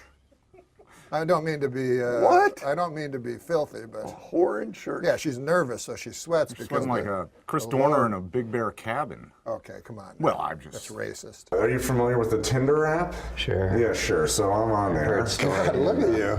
Huh? I like when he goes, are you familiar with the Tinder app? It's like Ted Levine. Everybody says that. I do. I sound a lot like Buffalo Bill. Your name is? Oh, Jack Gordon. Mr. Gordon. Good. Well, Frederica used to work for Mrs. Lippman. Did you know her? No, Oh, wait. Was she a great big fat person? I'm on there. I match with this one girl. She's like young and very attractive. I'm a 4 too. We start talking. She's texting me at like 4 a.m. and I'm like, oh, what's going on? She's like, oh, I'm bored and I wish I had some weed. You want to come over? And I'm like, yeah, sure. And she's sending pictures of her. Oh, maybe we'll have fun. And I'm like, so at this point, what were the pictures? It was like her bent over with no, clothes on and stuff. And I'm like, but at this point, my cock's making the decisions. Anyway. Tell me. And so I call my friend, and then she's like, yeah, just can you bring a C note? Well, I have a roommate that sells $100 bill, and we'll go get some weed, and you can come. And I'm like, yeah, am I getting mugged? I called my friend. He said, put the phone number into Facebook, and you can see who the person is. Shut the fuck up. Yeah, so I put the phone number into Facebook, and the profile comes up. It's this black guy in a ski mask in all the pictures. It doesn't matter what race he was, man. So yeah. As a matter of fact, I don't know how I knew he was black. He was wearing a ski mask. Well, you could tell. So I head over there. No, you can tell. I know. No, I've never heard his view on African Americans until this very show. That's interesting that you got that out of him. Plenty of black friends. Plenty of black friends. Dated a black woman for months. No, I'm not a racist. If you're a racist, Oh, yes. it's not illegal, but you can't work. If you're a racist, you can't Well, work. Donald Sterling, for instance. Oh, yeah. Do you think there's any correlation? He doesn't have to work. No, he doesn't. $10 billion. No, but a serious question, though. Yes. If a man has a job and he is a racist, Yes. should the job be taken away from him? No. Okay. But his fellows should. His fellows. Good news for him. Yeah. Not a racist. Here's actually a joke about Donald Sterling. Oh, good. All the charities that Donald Sterling donated millions of dollars to are giving the money back to him. Well, that'll show him. It's not bad. Two businessmen bought the Milwaukee Bucks for $550 million. They are very excited with their purchase, as this is the only legal way to own black people. Now that is here, and I read that. Well, you're not there. You know how businessmen are racist? They are. Yes, it's them being racist. They not are. You. The two businessmen that bought the Milwaukee Bucks for $550 million Yeah. are racist, according they're to this. fine, man. They're. Do you have any other color jokes? I mean, he's just blue and yellow. Did you just say, do we have any other colored jokes? I knew you were going to say that. Fucking Jimmy the Greek over here. I don't want to. Jimmy the Greek. How about Jimmy the Greek gets kicked out for being a racist? Meanwhile, they call him the Greek. On TV. This is what you said their neighbor was? Jim Ping? That is my neighbor. A nice fella. Nice guy? Let me his abacus I want to do yesterday. this. Jesus. Oh, come on. That's not a Chinese guy. I wasn't saying it was. That's kind of What are you, racist. Mickey Rooney? Hey, come on. I know he's dead, Have a but little Mickey Rooney respect. did a very racist thing like you just did in a movie called Breakfast at Tiffany's by the wonderful Truman Capote. I wasn't doing anything racist, and you know it. But go ahead. If you don't stop with that pornographer, right this minute, I'm going to go to the police department.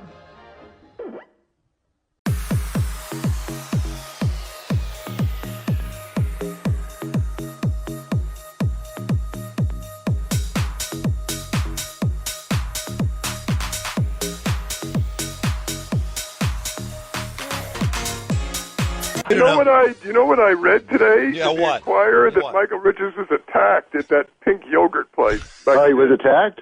Yeah. Well, that's another thing that's sort of scary is, first of all, you know, Mel Gibson has a career that he could hurt.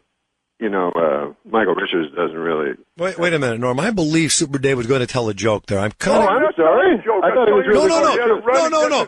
What it seemed to me that he was going to say something because he wasn't being serious. Then you said some. Super Dave, was there a joke there? No, Norm. No. I was telling the truth. Okay. That I read where he got these punk kids ran at him and slammed his car and everything, tried to turn it over, and he ran away. Right. Yeah, because I'd be very frightened because like Mel Gibson, if you make fun of Jewish people, then it's not like you're in danger. But what? If you're driving around, you heard him. Oh. Hey, here's the thing, and I'm going to say it again. Here's a very funny thing that happened. Marlon Brando, remember, said that Hollywood ran, the Jewish people ran Hollywood. That's right. Yeah, but Marlon Brando. And then he had to apologize. Marlon Brando they let him work. Anything. Marlon Brando lived. Well, listen to Norm MacDonald and Super Dave argue about the Jews. Marlon Brando lived behind a cardboard cutout. What? He lived behind a cardboard cutout. He was 900 pounds. So he could basically say anything. No, but don't you think Michael Richards would be kind of in peril? And well, but I don't think he had a career. No, I'm saying just physically. Hey, did you cut us off? I didn't. Are we just talking? Yeah, you guys. We're not even on the radio. You haven't been on for the last hour, but it's great. So great. I haven't talked to Norm in about 3 weeks. Jonathan, don't you think that Michael Richards may have his life sort of in danger? Yes. No, I would move to either Tucson or Idaho. Yeah, or Wisconsin. Why, is Wisconsin good too? You know what I'm saying? Yeah. You mean like just a shack in the woods or something? Or Boston. He could move to Boston. Yeah. Stay hard. Wait a second. No, wait. Do you know the joke about B.B. King's wife? No. You don't? No, I don't think so. B.B.'s having a birthday, so she wants to surprise him. So she goes to the tattoo parlor. She says, put a B on one cheek and a B on the other. So the guy does it. She goes home. B.B. comes home. She opens the door, bends over, drops her shorts, and says, surprise! He said, who's Bob? Oh, that's racist. There it is, ladies and gentlemen. There it is. The one and only Super Dave Osborne and his joke about Yeah, sell that to Michael Richards, man. Why, Wow. that's not a racist joke. Yeah, sure it isn't. Who's Bob? Yeah, you know, that's the way you want to broadcasting and stereotypes. 97.9 I'll tell you FM. what, let's do it this way. Yeah. Bob Hope's wife goes to a tattoo parlor. No, but you chose an African American. Well, but Bob Hope is dead. Yeah. Go ahead. And she says, put a B on one cheek and a B on the other. She comes home. Bob Hope comes home. She bends over, pulls her pants down, and he faints. Now, Bob Hope is dead. Yeah, I know. Bring me the body of the great Bob Hope. If he struggles a lifetime of with a rope. If he smells a bit, wash him down with soap. Just bring me the body of the great Bob Hope. Bring Me the Body of the Great Bob Hope, another song by Super Dave Osborne and Norm MacDonald. They've collaborated together on a great new CD, Music from Dead People. Want to hear something? Guy comes home with a duck under his arm. Oh, shut Wife up. opens the door. Yeah. She says, where the hell have you been? He says, this is the pig I've been screwing.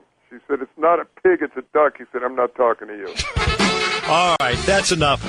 That's enough. Super Dave, Norm MacDonald. Why did you make her African American in that joke? Yeah, why did you say? You heard him because you're racist. He said you're racist. He said, why didn't you make an African American in your joke? That's what you like to do, don't you? Super Dave. Hey, don't you feel sorry for Michael Richards, really, though? All right, goodbye. If you were Michael Richards and you were in that situation That and word. you said those things, what would you have done next? Well, I think what he did was panic and start pretending it was Lenny Bruce. Like, you know, because he said that word and everything, and then he said, that word, it still has power. Oh, he did? Yes, he did this. But no, I mean after the incident itself. Oh, I would move to Idaho. Ketchum, Idaho. Okay. The only people nowadays can afford live-in help are rich people and Jews. Not all Jewish people are rich. I never knew one that wasn't. Do you know that in many countries, England, for instance, there is a law that says whatever two consenting adults do in private is their own business? Listen, this ain't England. We threw England out of here a long time ago. We don't want no more part of England. And for your information, England is a fag country. What? I think that, if God had meant us to be together, he'd have put us together. Well, look what he's done. He put you over in Africa. He put the rest of us in all the white countries. I think most of the audience was laughing with Archie Bunker. Of course. A lot of people were laughing with Rob Reiner. You know, the liberals and the conservatives. Yeah, Archie, you tell them. Well, I think if you were neutral, you would agree with Archie because he was the funnier guy, the lovable guy, and he usually won the argument. Yeah, and Rob had the beard. And he was strident. Yes. Or maybe we're just racist. You're great, Did right? Norm ever bring a joke to you or an idea that even you thought maybe went too far? Because he Norm? would really Norm, yeah. Oh, yeah, there's actually because he really would push the envelope, you know. There was with Norm.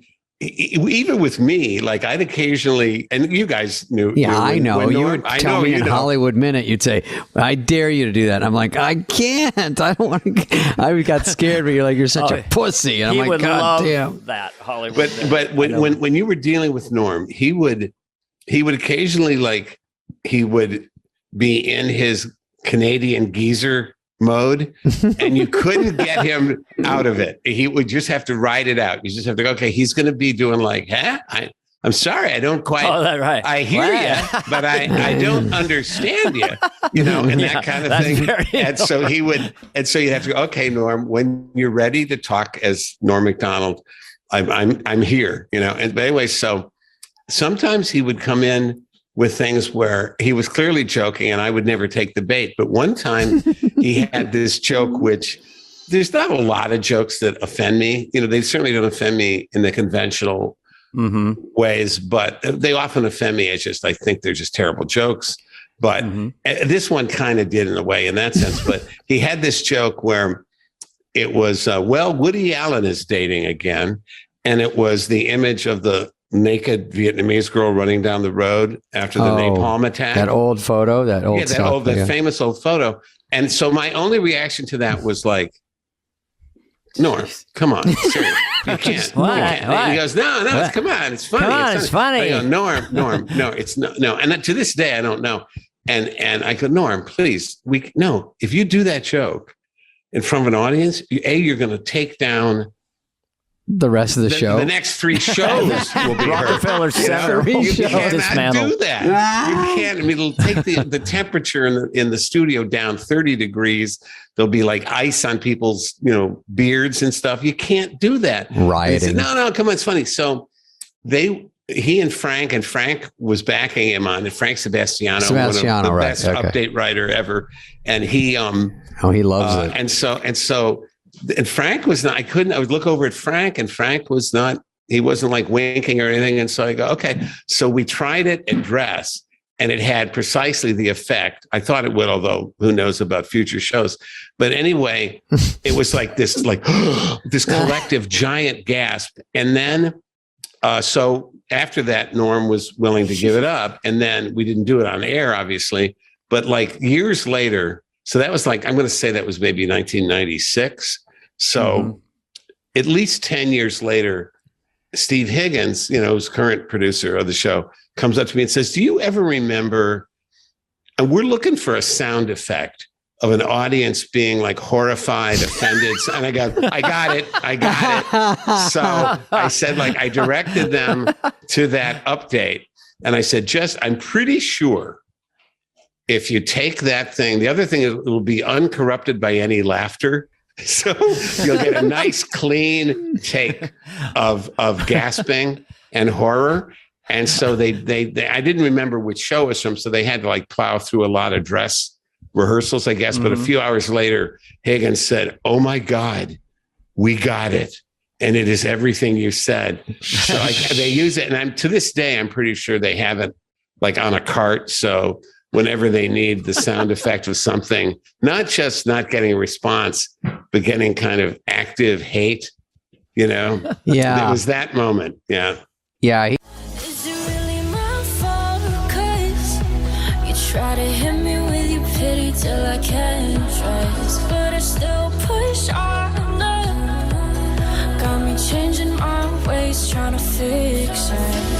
Guys, what's up, man? Hi. Yeah, man, it's live. It's Saturday night. You guys have a bunch of twinkly things. They didn't tell me everything before I got out here. They didn't tell me that there would be twinkling things. But I can deal with it. But no, listen. I was, it harkened me back listening to the beautiful speaking, like, you know, because I remember that, you know, it's 8 o'clock, and do you know where your children's at and stuff? And it harkened back to me, because a half hour earlier, I was saying the same thing. I was in the restaurant. I was like, 7:30, man. Anybody know where my pork chop is? You ever try to get a pork chop at this joint? I mean, you guys like pork? You don't like pork? Call yourself Americans? No, listen. I'll tell you something about this restaurant. I don't know about in here if you get special stuff, but where I was eating, I asked for a Coca-Cola because that's my favorite drink, you know. I go, hey, man, can I have a Coca-Cola? And they say, we don't got that. We got Pepsi-Cola. I was like, oh. And this is a new thing that's happening, I've noticed, across the country. I'd like to get to the bottom of it because Coca-Cola is a delicious drink. And oftentimes, you go to a town, you go, hey, man, where do I go to get a Coke? And they're like, yeah, not here, fella. You know? They have their towns that Pepsi has somehow, even though Coke. And people, see, they think in their minds, they think that if your favorite drink in the entire world is Coca-Cola, then your second favorite drink will be Pepsi-Cola, which is flawed reasoning. Actually, if your first favorite drink is Coca-Cola, your least favorite drink is Pepsi-Cola. That's how it works. And you can tell they're kind of ashamed. You got a Coke? They're like, nah, Pepsi. They give you a lot of that. Is that okay? So you go, no, I don't want that. What else you got? You got any other soda? And then when they got the Pepsi, they always have these weird other sodas. They go, oh, yeah, we got different. We got, you like root beer? We got that. And you're like, well, I'm not 8. I don't know. We got Diet Pepsi. Why are you even asking me that? I just said. We got Sierra Mist. Oh, I'm glad, man. I'm glad you brought that up. I was going to ask, but I didn't dare, you know, because every time I go, they don't have it. But that's my favorite drink. You know, you go to a restaurant, you go, hey, here's the whitefish. What do you want with that? Got any Sierra Mist? Give me that. What? No Sierra Mist. What kind of hen house horse shit is this? Trying to run a joint here? What kind of business? Honey, get your coat. I'll get the car. I'll bring the car around. You get your coat. No Sierra Mist. Can you believe these characters? Kind of a.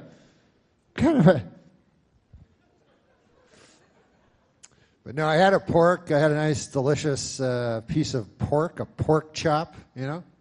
Pork, I don't know. I don't think it's that good for you, but I like it. I'm pretty sure it's not good for you because it's a pig.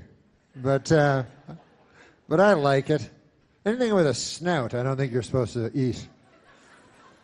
I think that may be in the scriptures. I'm not sure, but I recall something about that. My doctor has me on a snoutless diet right now.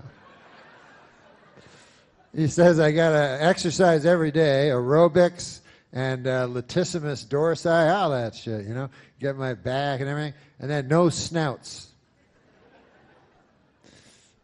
But no, my friend, let me tell you something. My friend, who is a vegetarian, she's a girl, you know, like all vegetarians are, and you don't mean a lot of dudes, you know, but anyway, she was talking to me about the vegetarianism stuff, right? Now, have you ever had this experience where you think something's right your whole life, you know, and then in a moment, in a flash, you realize you've been wrong about everything you've ever believed ever. Not everything, but that one thing. By the way, if you ever wake up and you realize you've been wrong about everything in your entire life, that's not a good day then. You may as well go down to the rope store and buy yourself a length of rope. Then go down to the stool store, get yourself a nice stool. Then you go over to the notepad store, you buy yourself a notepad. Then you get a pen. You only really need 4 things. And must be hard to write those notes. You go, what, I'm supposed to write it on this little thing? Everything that drove me to end my life? I don't know where to start. But anyway, what was I talking about? Oh, yeah, pork.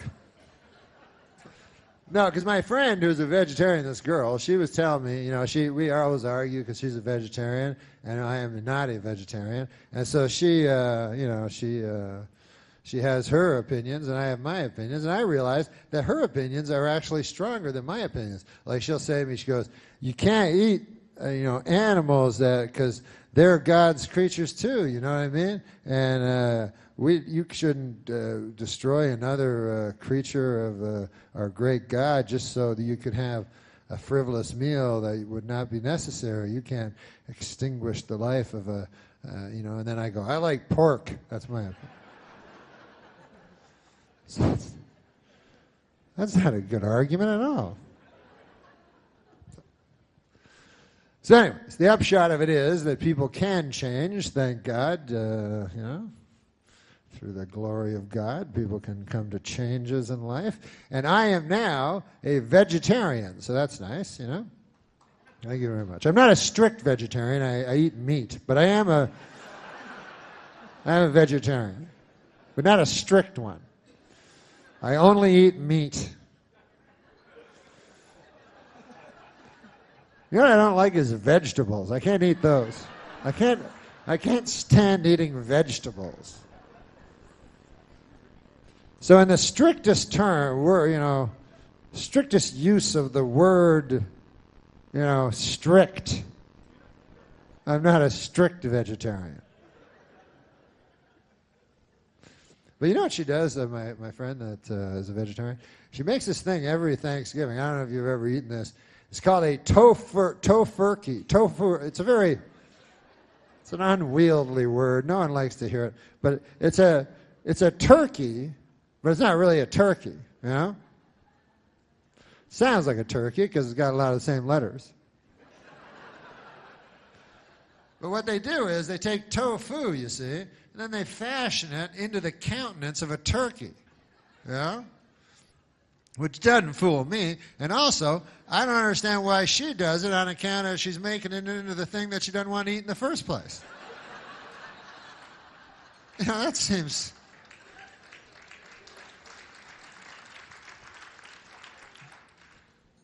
I would not do that, you know.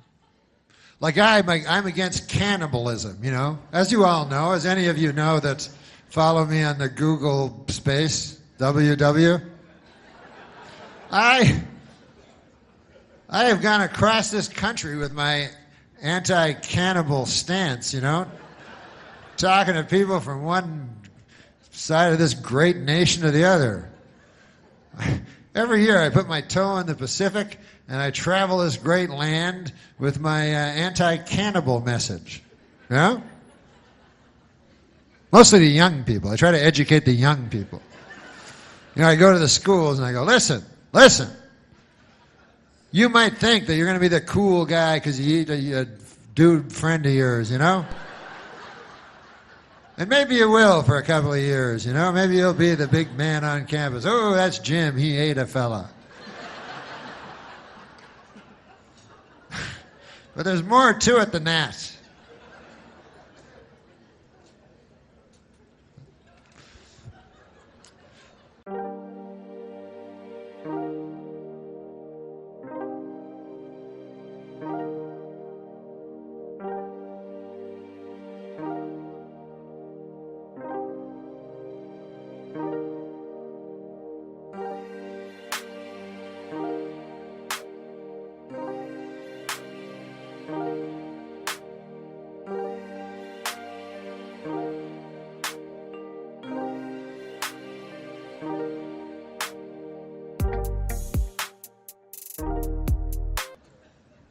No, I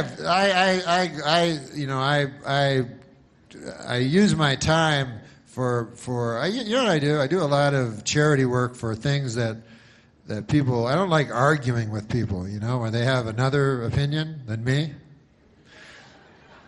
So what I do is I pick very popular opinions, and then I work for those people. Like, for instance, there was, you know the landmine big thing?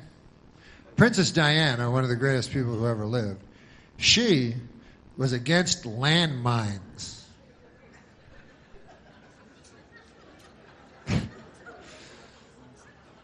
So tragically, she died, you know, before her landmine crusade really got rolling, you know. And of course, it was a terrible tragedy and everything like that. And then she died, and hey, how about this? Remember when she died, and then Elton John wrote that song for her, but it was the same song that he wrote for Marilyn Monroe? It seems like kind of a jip.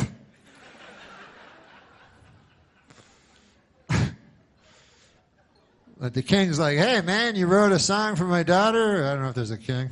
You wrote a song for Princess Diana? Yes. Well, you already? She just died an hour ago. Yeah, I wrote it. I wrote it. And here it is. She lived her life like a candle in the wind. Wait a minute. It sounds like that song you wrote about Marilyn Monroe. Well, it's a little bit. Some of the same words. Why'd you do that? Because they're similar when you think about it. Come on. Marilyn Monroe, she was taking crazy drugs and promiscuous, running around. Man, you know, you never knew if she was going to live or die. She's just living her life crazy like a candle in the wind, you know. And Princess Di, she lived in a castle. But, you know, they're sort of the same. They were blonde. I got to go. But anyways, I forgot what I was going to say. Oh, that I am very against landmines. So I will go and I will make, I'll go to protests, you know. And I'll have a big sign that says, no more landmines. Because if you don't know about landmines, hey, you're educating me about stuff tonight. I'll educate you a little about landmines, you know, because there's many different causes, you know. And landmines are terrible. What they are is they put them underneath the earth, and then you step on them, and they blow you up. So I go there, and I protest against them. And what's fun about it is there's very few counter-protesters. You know, there's a couple of guys out there, but clearly these guys are in the pocket of the, you know, big landmine companies in this country. You know? I don't mean to get all Bill Maher on you or anything, but if you think that the landmine companies in this country care about you, the little person, they don't care about you. They care about blowing you up when you're not expecting it. That's how they make their money. No. But, no, I was going to say about, she makes this tofu. And what I was going to say was that as a anti-cannibal guy, it would never occur to me to do the same thing as she does with her tofurkey. I would not take all my delicious cheese sandwiches and fashion them into the shape of some old rotting corpse of some dude and then eat that. That would make it at least less tasty than the cheese sandwich itself, to me. But listen, it's easy to go around saying, hey, I'm against cannibalism. Oh, I'm anti-cannibalism. Look at me. I'm better than everybody else, you know. I know it's easy to say because I say it every day to people. But actually, when you think about it, you don't really know how you're going to, you know, how your cannibalism beliefs are going to stand up under when it comes up. Because you'll notice in life, cannibalism rarely comes up. There's always some cheese sandwiches around you can find, you know? But what about when you're in the Andes? Well, then all bets are off. You have to wrestle with your conscience because you're in the Andes. I don't even know why people go to the Andes, but they do. They go, "Hi, listen, travel agent, me and the wife, Ruth, you know Ruth, we're going, we got to get away from the kids again this year. We got to go to Ireland. We were hoping something on the other side of the Andes. Anything you got there? We just want to relax, lay on a hammock or something, and we want to go to a nice place that is separated from where we are now by the Andes. And got any small planes? We like flying in small aerofoils. In the dead of winter. You got anything like that? And they're like, yeah. So you get on the plane, and, 20 minutes later, you crash into a mountain, because everyone knows it's on the boarding pass. It says, layover, a mountain. So you crash into the mountain, and then, you gotta wrestle with your conscience, because, you're down there, and the guy in 24E is looking pretty delicious. And so days turn into weeks, and weeks turn into months. Months, you know how time works, right? I don't have to explain everything. Then becomes now.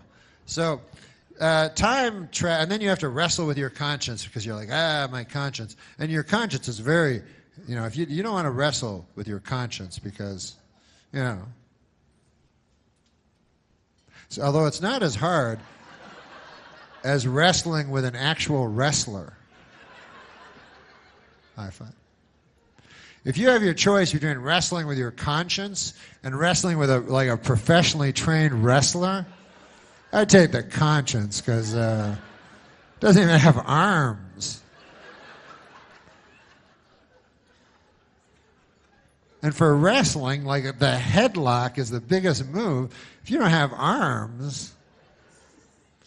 So anyways, you're wrestling with your conscience and you're like, oh man, should I eat that guy in 24E? I don't know. He looks pretty good, but I don't think it's right and all this stuff. And then time goes on and you get, and instead of just acting right away, which would probably be the smarter thing, you wait way too long and months pass and then you go crazy and then you go after Frank, that's his name, in 24E, and you're just, you're so hungry now, you're tearing into him, you're like, Frank, blood all over you and everything, Anyways, and that's the last, and this is what you don't want to happen at that point, is for the rescue plane to come over at that very moment, Well, you're like, what the? They're like, we have hamburgers and hot dogs here on the plane, and delicious cheese sandwiches, everything you want here. You're like, what?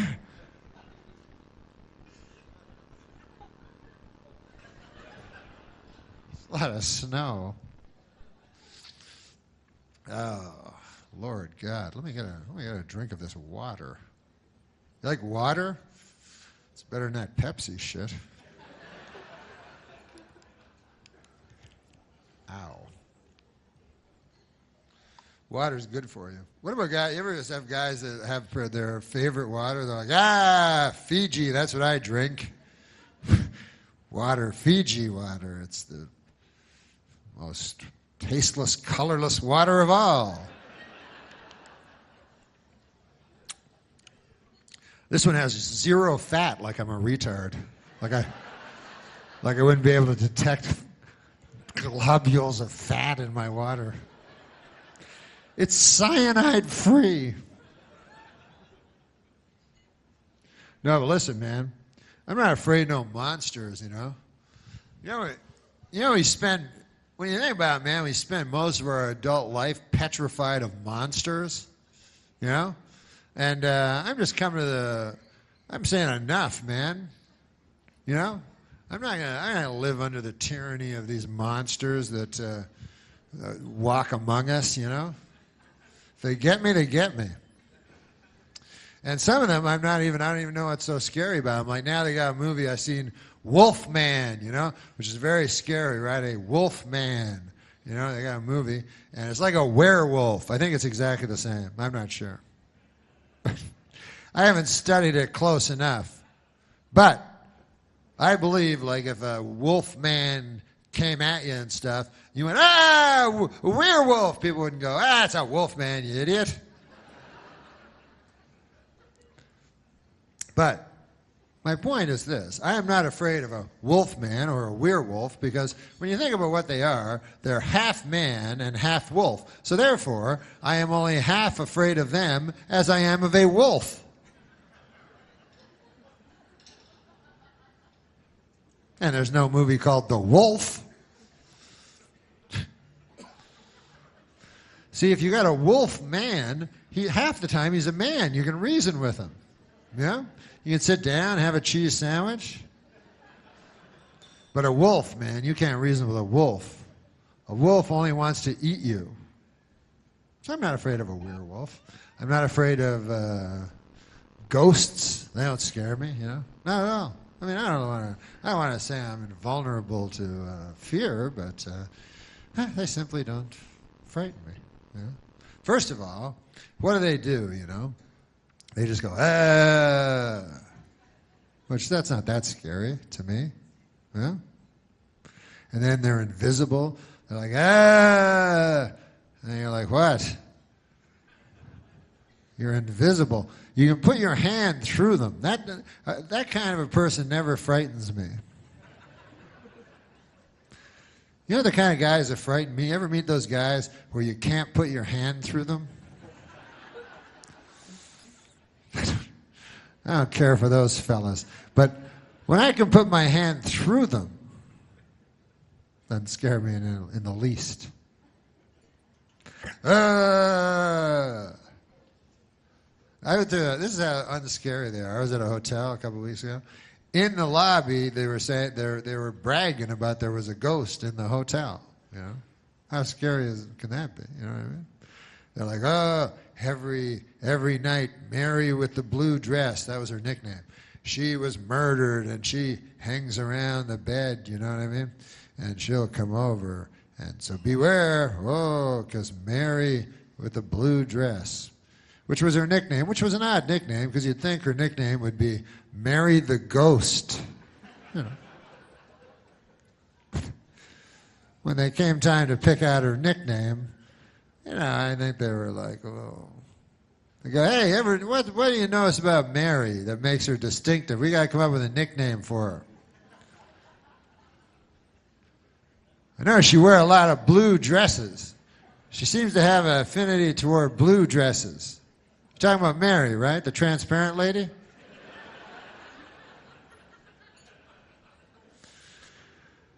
So I would call her Mary the Ghost. And anyways. And all they seem to do is complain, these ghosts. You ever notice that? And I was like, I can't. Everything's wrong. They're never happy or nothing, you know? They're like, something bad happened to me. And if I don't get it cleared up, I have to travel all through the world in pain and sorrow, you know? And then I'm like, well, I do too. What the hell? At least you get to walk through walls and stuff. You get to do cool stuff. I think I'll have some more water. I love water. You know, I used to do news on Saturday Night Live, and sometimes people think I know something about news. That's the funny part, because I don't know anything about news. And, like, I'll watch it on the TV, and I don't know what they're talking about, you know. And but I watch it all the time, you know. I'll turn on the TV, and then they go, welcome, the deficit. And I go, ha, ha, ha. I've heard that word before. Yeah, that's about all I know. But I watch it. you don't have to know about everything, you know. When I was young, you didn't have to know about anything. Now you have to know about everything. Everybody got an opinion and stuff. Yeah. You're supposed to know about every single... One guy asked me a couple weeks ago, he goes, Norm, how do you feel about stem cell research? I was like, me? Well, why don't I go to scientist school for 10 years, and then I'll come back here to this very spot, and I'll tell you what those 3 words mean. I don't know. I don't know. That's mostly my answers. And a lot of people don't know. Like you'll see on the, if you ever watch the news, you ever see the news? It's on at 6. They show the news, right? And they'll have a question. And a lot of people don't know, just like me. They'll have a question. They'll show a pie chart. So they'll say, does President Barack Obama deficit reduction, ? Something like that. And then they show a pie chart, you know, so you go, oh, man, that looks like a pie. You know, you get happy. And then they have like it cut up, and they'll say like 47% yes, 48% no, 5% I don't know. So that's like me, you know. There's no shame in that. No shame at all. Well, I phone them every time there's a one of those things on CNN, like one of those polls. I phone up. I want to get on that pie chart. You know, I phone up. I go, hello, excuse me. Is this the TV? Yeah, you just asked me a question. I don't know. How the hell am I supposed to know? I didn't even understand most of the words in the question. What's that cost? $1.50? Is that what it said at the start of it? Excellent. All right. I better get on that pie chart. I'll tell you that. I'm not a guy to throw away 12 bits on, you know, on nothing, to tell you be quite honest with you. Nothing. Oh, look at that. So, you know, I don't know a lot about stuff, you know. Like sometimes when I go to parties and stuff, because everybody got opinions and stuff like that, what I'll do is I go to parties not to talk opinions with people and elevate myself or anything like that. I go to parties to try to get me some free sandwiches, you know, because I find at parties often you can find, if you look, cheese sandwiches for free. And often what they do is they'll put other stuff in it, you have to take it out, so you just get the cheese, but whatever, you know. It's free. And but the other people I notice, they go there to converse and talk of the issues of the day and so forth like that at the parties, and I don't like that kind of stuff, you know. So I tried, and I don't know anything. See what I mean? So what I'll do is before I go to the party, I just turn on the TV, you know, on one of them channels with news, and then there's a guy with a suit and a tie. I just say whatever he says. I'll say that at the party, and it usually works. I'll just go to the party and everybody will be yapping. They'll be like, deficit and health care, trillion, billion. Then I go, yeah. Hey, I got an opinion. Listen to this now. I blame the media.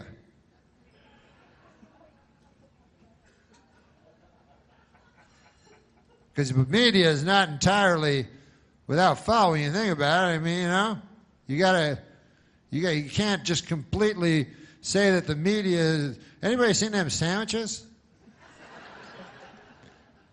A fellow over there was telling me there were sandwiches where they cut the crusts off and they're in triangles. Fellow over there. And he said they had toothpicks with frilly toothpicks in them. None of his. Not a single one of his. All right, fair enough. But I have a thing, see, I have a thing where I can judge guys that are at my own smartness level. You know what I mean?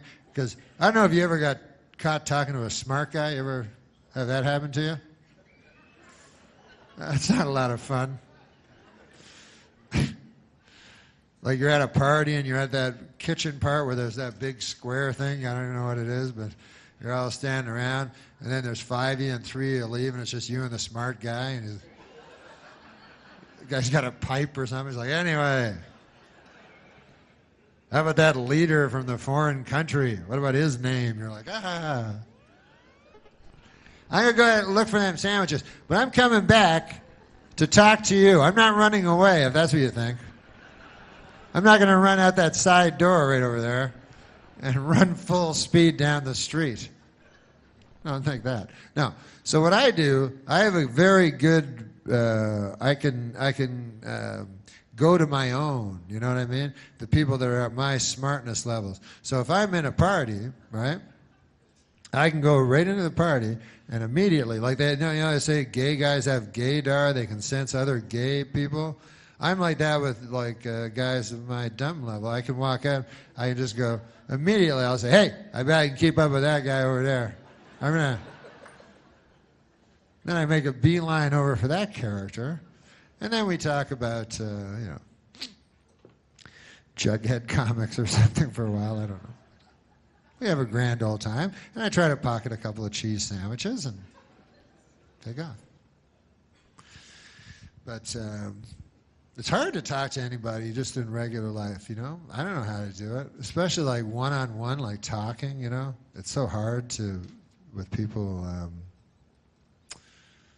you know, like my friend was saying, you gotta listen. That's the most important thing in a conversation. Listen to the person that's talking to you. But that's not enough, because eventually that other guy will stop talking. I'm good at that part. But, and then you go, oh, sorry, I forgot to think of something to say there. You keep talking, and the next time you stop, I'll say something. So you got to do two things at once. So you got to listen to the guy, everything he's saying, plus anything he says that you may know something about, you know, you got to keep that in your head for when he stops talking. You know what I mean? So maybe he's yapping, and all of a sudden he mentions Fonzie or something like that, right? So then in the back of your head, you go, hey, wait a second, I know something about Fonzie. So as this idiot stops talking, I'll say my Fonzie thing. Excellent. Excellent. Doodly-doo, doodly-doo. Doodly-doodly-doo. Ah. Peace. So this is what it feels like, huh? Doo-doo-doodly-doo. And then maybe the guy changes the subject. You're like, whoa, whoa, whoa, whoa! Hold on a second there. Wait a minute. No, it's interesting what you're saying now. It's interesting. Hey, but what about then? Remember then? It was earlier than now? You were talking about Fonzie. Yeah, anyways. Interesting thing about Fonzie is this. It's not his real name. Arthur Fonzarelli. That's a true fact, man. You could Google that up on the W. All right, you talk for a while now. You know, it goes on from there. But I don't know. The news, I mean, some of the news I understand, you know, like, but that news isn't real news, you know what I mean? It's just odd, crazy, like Tiger Woods, who's still in it, you know, in this tournament, which is depressing for me because I like Tiger and stuff. And then, you know, Tiger victimized himself, first of all, his family, but and all these women and everything. But he also victimized the golf fan, me. You know what I mean? The guy, I believed in him and I trusted him, and so it was kind of sad for me because I don't care if a guy wants to lie down with ladies and stuff like that. You know, I understand that's a thing guys like to do, but I don't like hypocrisy. You understand what I'm saying? I don't like a hypocrite. And to me, Tiger, when I was watching him, he always presented himself to me as a golfer. You know? I always thought he was a great golfer. I watched him my whole, you know, life. And he'd be in the sand hitting it out, and then the golf ball would come real close, you know what I mean, to the hole. And then he'd put it in and go like that and everything. So I was all happy. I go, man, that guy's a golfer. People would ask me, who's Tiger Woods? I go, he's a golfer. Right? Now, I had no idea he was leading this double life where by day he was a golfer And by night, he was laying down with ladies.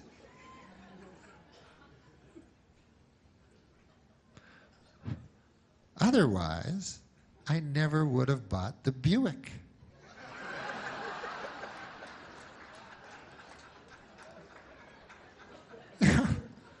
Now I'm driving around a Buick, people snickering at me and stuff, you know?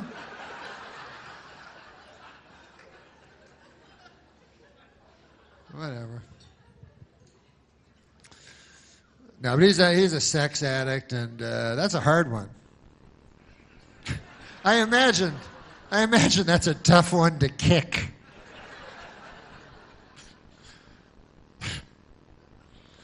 Wouldn't that be the worst? Like those meetings, like a sexaholic. What if they have those meetings? What do they call them? They always say aholic. It only really works with alcohol. Like sex, AA, yeah, for sex. That would be a weird. I don't know how that would go. But you know, if you haven't had sex for like a year or something, and then you don't want to hear about some guy's relapse. You know, guy's like, I've been weak. Oh no, you don't have to tell us. I met her in a bar. She was gorgeous. Please. You have to hug the guy. That's too bad. That's terrible. Well, we all, whatever.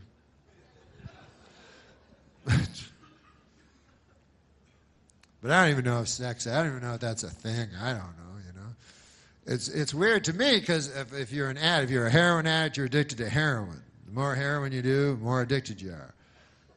Booze addict, you're addicted to booze. More booze you do, bigger addict you are, you know. So to me, if you're a sex addict, let's say, you know, sometimes you meet these guys like, hey, man, this guy's 70 years old, and he's been married since he was 20. Still happy, still have a healthy sex life, still has sex with his wife, you know, every week or so, you know.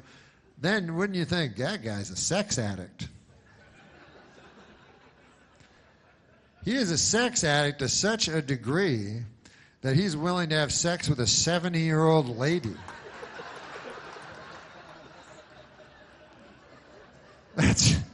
That's hitting bottom there, you know.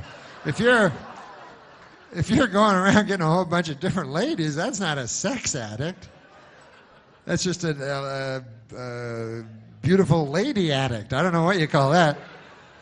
But if you're willing to just anything at all, just whatever's beside you after 50 years, you're like, I don't even like you anymore, but or whatever they do. Whatever noise they make. But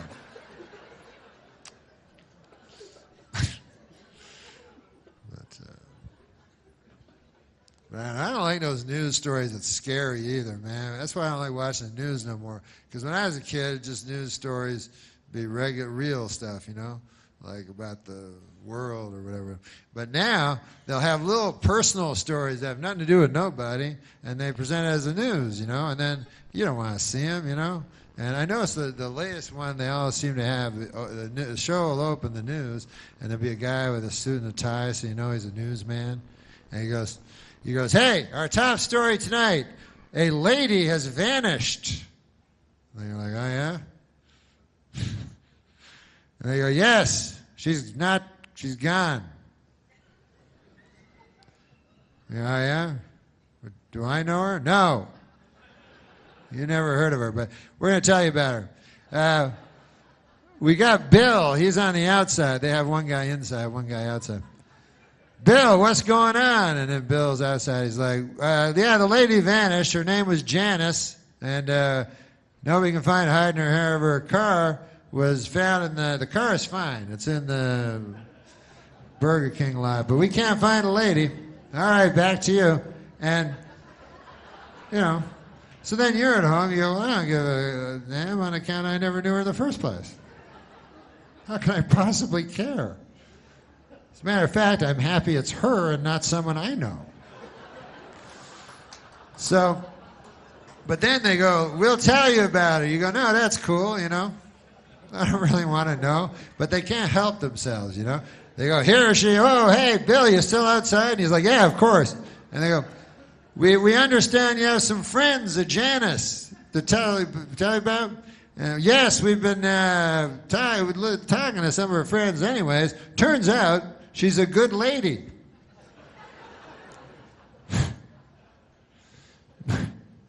Breaking news, Janice was a good lady. And we got some of her friends here going to talk about it. And then they show a lady and says, Janice's friend. And she says, oh, Janice, man, she was the greatest. She was the kind of person where you could walk into a room and she would light up the whole room. You know, it was amazing. She didn't have a light or nothing like that. She would just somehow, through sheer tyranny of will, she could make a room light up. Some of us thought it was supernatural, but. And then this is other Janice's friend. Oh, Janice. She was the type of lady I remember that you could always turn to. You know how sometimes you want to turn your neck, you know, because you're having troubles. You want to, you know, or your neck hurts, whatever. But when you turn, the person you most want to see in your eye line would be Janice, you know. And then, if you say Janice's other friend that wasn't one of the first two. Well, Janice, she's the kind of person, you could be talking to your best friend the whole world, you know, and then Janice comes in and goes, screw you, I'm talking to Janice. You know, you go over to Janice. She's a better person than you. It's Janice. And so then at home, you start to get invested in Janice. You start liking her, you know what I mean? And every day they show you more about Janice, you know, and they show different home videos of her, and you're like, hey, honey, look. Oh, I like that hat she's wearing. She's eating a piece of pizza, you know, and you start really liking her, you know. You go, man, that lady's nice. I'd like to meet her one day. I forgot she vanished. Oh, well, they'll find her. I'm sure of it. Then you get hope, you know, and all you can think about is Janice. You know? Your feverish dreams are commanded by Janice's spirit, you know. You can't even think right, you know. And every day you're turning on the news, man, what's going on with Janice? And they keep going, telling, you know, and things progress, you know, and Bill's still outside, and he's like, we're still looking, it's been 3 weeks now. But as we speak, everyone's combing the woods behind me as we speak. And then you're at home, you go, oh, no, not the woods. You don't like to hear that. Nothing good ever happens in the woods. I've seen enough of these stories to realize that Janice is not going to come bounding out of the woods anytime soon. It's like, hey, what's going on, everybody? I was just taking a stroll through the woods. What's going on? Why are you taking pictures of me anyway? What's going on? Now, if they find you in the woods, generally, they find you in one spot. As a matter of fact, exclusively, every time, if you're found in the woods, you're found in a shallow grave. That's the way it works. I don't know why, but I've seen enough Bill Curtis specials to know that shallow grave is where you want to end up. Certain things you don't want on your death certificate. One would be shallow grave.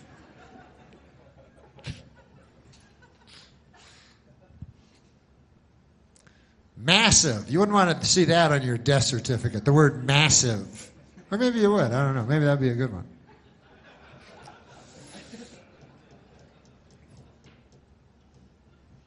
What about complications? That's the one that always confused me. I'm like, what the fuck? You go, hey, Doc, would my dad die again? It's complicated. It's complications. He died from them. Well, how'd that work? You told me it was going to be a simple operation. Yeah, we thought it was. You're not a doctor, are you? It looks simple in the book. But once we cut him open, man, a lot of red stringy stuff in your dad. Very complicated when you get in there, really. Well, anyways, goodbye. So, yeah, you don't want to see shallow grave in any of your, you know, in any of the Fourth Estate's account on your being dispatched. So, And also, doesn't it seem a little rash, a shallow grave, you know? Like after all their planning, these serial killers, they're supposed to be so cunning, you know, so diabolical according to the TV movies I've seen. And doesn't it seem a little rash at the end that all of a sudden it's just shallow grave, you know? It's just, wouldn't you think they'd go to a little, yeah? There's like, there you go, a couple of leaves and a twig. Doesn't look like Janice. I don't remember Janice having twigs and leaves all over. Nobody will find her. A Boy Scout ain't going to stumble over her tomorrow morning, I know that much. I'm going home and await the authorities. And then they go home. Now, I would, if I ever did that, and I would never slaughter and kill a woman. I want you to know that. I know I say that now. Who knows? You know? Can't predict the future, but I know there's not a river long enough that does not contain a bend. But I believe right now I would not slaughter a woman. And maybe it's just vanity talking. You know, the scriptures say that man is mostly vanity. But in my vanity, I do not believe I would do it, you know. But if I did do it, if I somehow snapped, because who would ever know, I would plan it out. I'd be very, very careful about it, you know. I would track the lady, you know. Because you know, there's still a stigma, even in today's enlightened society, when you slaughter a lady. So I would track the lady. You understand? I would find out, this is what you got to do. You got to find out her habits, you know? Like maybe you go, hey, man, I know she goes to that cheese sandwich store every day, and when she comes back, she's got a big paper bag of stuff. I'll bet you anything, there's cheese sandwiches in there. Eh? So then you put that up in your head. Lady likes cheese sandwiches. It's one piece of information. But you take your time, you know? Then you notice, you see another pattern. You go, hey, every Wednesday night, that lady goes down to the gymnasium and plays basketball with other ladies, which is fine nowadays. So, what I would do is I would stand outside of the gym, you know, and she'd come out there all sweaty with a ridiculously tricolored ball, you know, and she'd be finished her game, and then where would I be? I'd be standing at the other side of the parking lot, and in my hand, what do you think would be resting but a cheese sandwich, right? So then she'd go, hey, what's in your hand? I go, what, nothing? She'd go, yeah, there's something in your hand. I go, there's nothing in my hand. I don't know what you're talking about. She'd go, there's something in your hand. I'm not blind. I see something in your hand. I go, there's nothing in my, oh, yeah, this. Oh, no, it's just a cheese sandwich. What, why, you like them or something? I got a whole bunch in that van over there. Yeah, that craziest looking van you've ever seen in your life. It's right over there. You want to go through it? You want to go get some? And by the way, if you ever do this, and I don't think you ever should, you don't have to have cheese sandwiches in the van. You know, unless you're proud of your detailed work or something like that. I don't want you to go, if you're a frugal serial killer, I'm the last that would advise you to throw away all kinds of money on cheese and double the amount on bread, you know? Should bread and cheese cost the exact same amount of money? But anyways, I would plan it out. That's what I'm saying. And then I would take the lady and I would never do this, of course, but I would take the lady in the van to a remote area, you know, where there was a wooden shack that I had constructed, and it was silenced to the point that her screams would just echo off the walls, never to reach civilized ear again. And then I would do whatever it is that they do that gives you that godlike power, and then I would take her to the woods and I would bury her in the deepest grave ever. That would be most of my plan. the grave. Like 2 years before I had selected a victim, I would be working on the grave. I'd get 50, 100-foot grave. As a matter of fact, if I had any sense in my head, as my dad used to say about me, I would start digging the grave now. Just in case, because you never know when you're going to snap. You know? I should go home and just dig a big, deep 100-foot grave, yeah? And worst case scenario, like my dad used to say, hey, a little hard work never hurt anybody, goddammit, you know?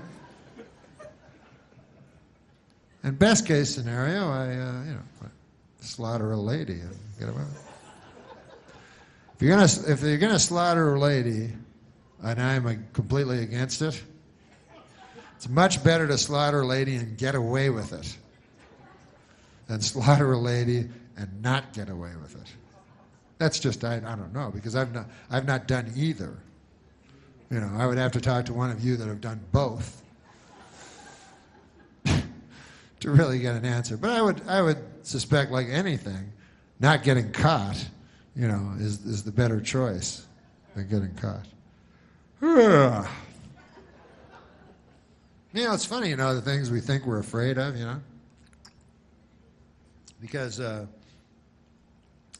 things we're really afraid of in life, like monsters, you know, and serial killers and terrorists and stuff like that, they ain't gonna do nothing, you know?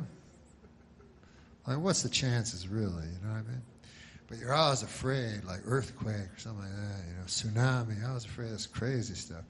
But you're not, the stuff that really gets you, you're not afraid of. You don't even think about it, you know?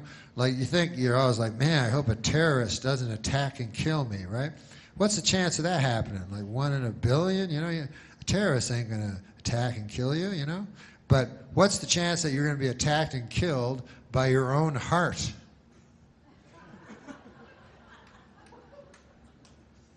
At 100%?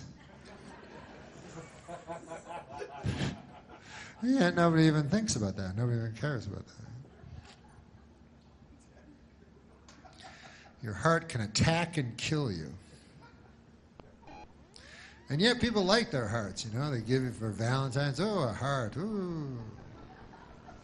People go, man, that guy's got a big heart. I go, you better fucking watch out on account of I could kill him. Does he know that? That it will attack and kill him when he's not expecting it at all? That's what happened to my dad. His heart attacked and killed him. It was tough. I don't know if you ever loved anybody, but when you love somebody and then their heart attacks and kills them, man, it makes you sad. And my dad, I loved more than anybody, and he never saw it coming, you know. He thought his heart was on his own side. He was looking around for terrorists, shit like that. And just one time, boom, his heart got him. He was lying in his bed, and boom, by the time he hit the floor, they say he was dead.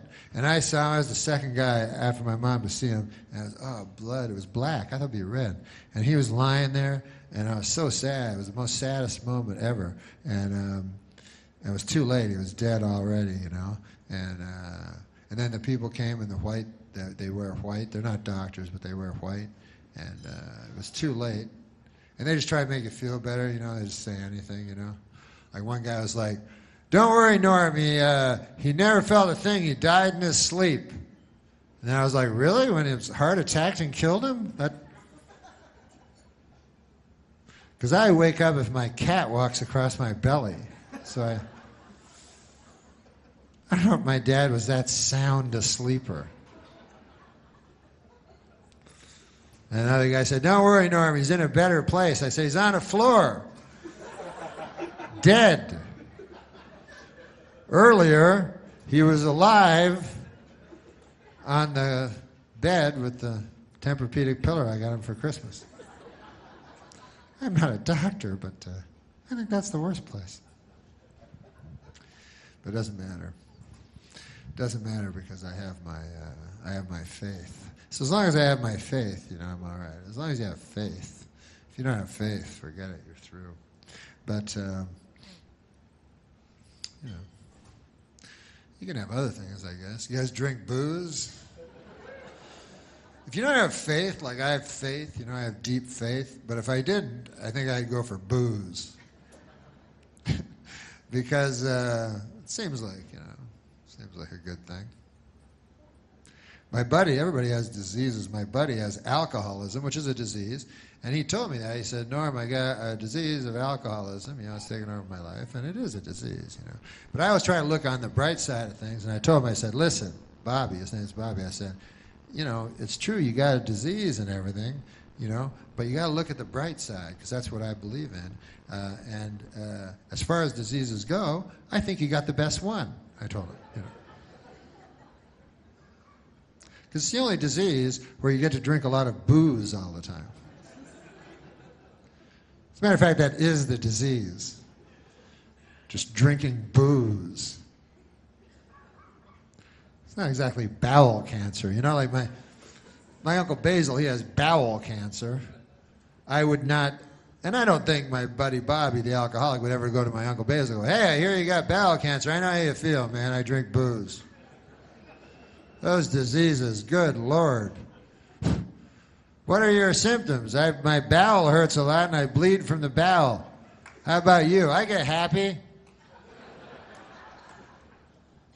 And sometimes I go somewhere, I meet someone that has the same disease as me, and then I have sex with them that night. That's in the latter stages of the disease.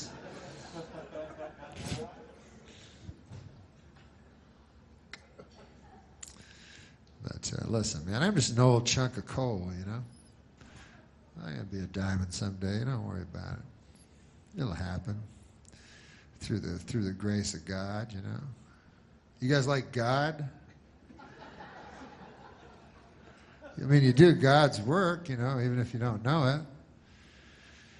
I have always been very religious, but I'm a specific religion. I don't want to tell you what religion, because I don't know if my religion is the exact correct one. Even though I know there's a God for sure, I'm not 100% sure that my guy is the right guy. And actually, that's one of my biggest fears is after I die, I get up to heaven, I'm like, oh, God, not you. I thought it was the other fella. What? Oh, God, he was a good public speaker, you got to admit that. Not him at all? No? Oh, well, how about that? So what now? I got to get raped by the devil forever or something? So that's my worst fear, because I try to do good, and I try to, even though I'm an old chunk of coal, I want to be a diamond someday, I want to be the world's best friend, go around shaking everybody's hand, you know what I mean?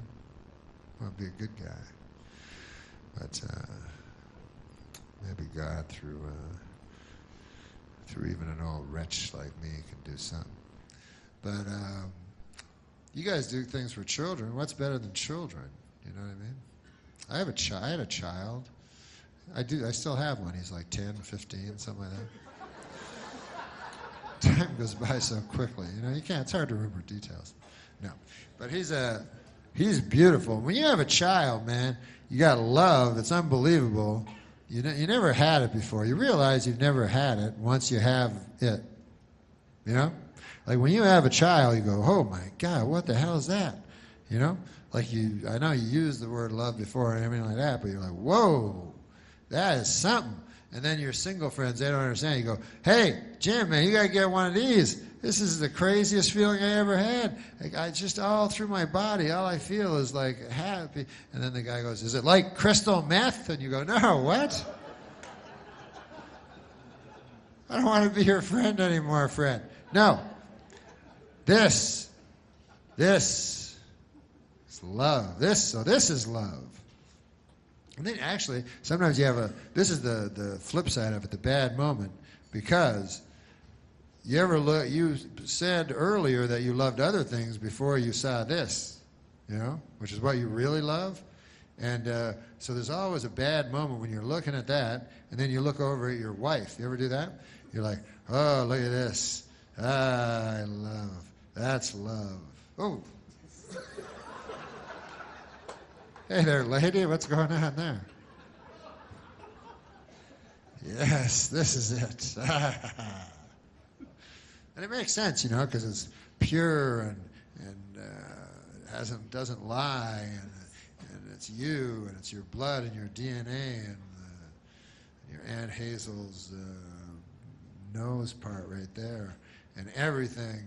And so, how can that compete to some lady that you met in a bar one night?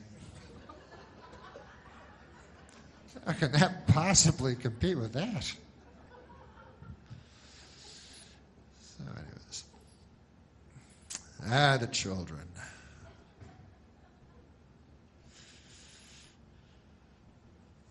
I love children. It's funny, like, you can't love children anymore because, you know, even though Jesus, and I'll tell you something, I don't want to say any specific religion is better than all the false ones. But this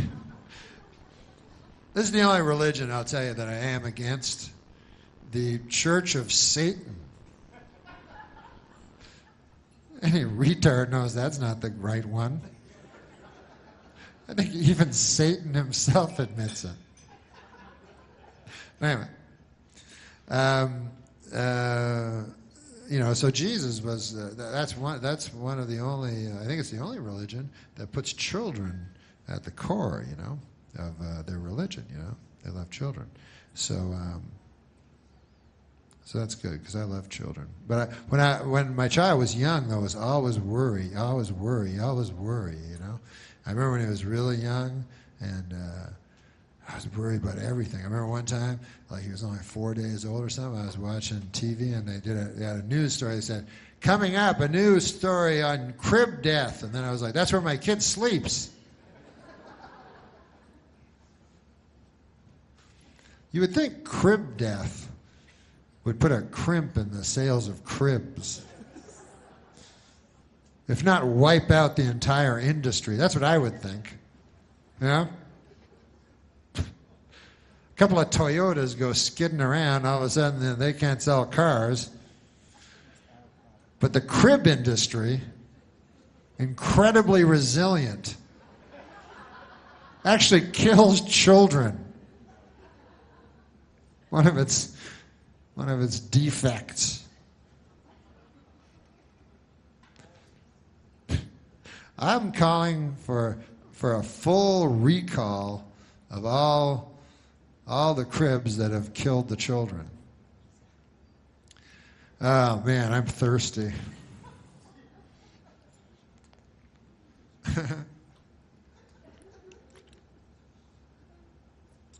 La la la la la la la. So yeah. So I'd probably drink if I wasn't a person of faith, you know. I'd probably drink a lot of booze and stuff like that. That'd be fun. You gotta do something, you know. And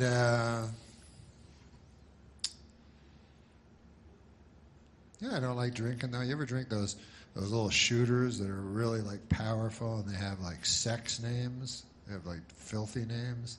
You know what I'm talking about? So they'll have like sex on the beach. You know what I mean? And so I don't know why they name them like that. I guess because people are drunk and they're like, hey, maybe if I drink that will happen to me.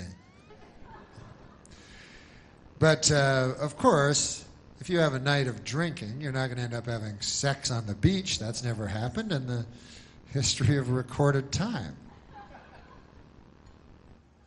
You know? But you're not going to have a shooter bar where you go up and go, yeah, excuse me, can I have a humping a dude I figured was a lady? I swear to God, I thought he was a lady. And also, my friend will have a senseless knife fight. You got one of them? Give him one of them.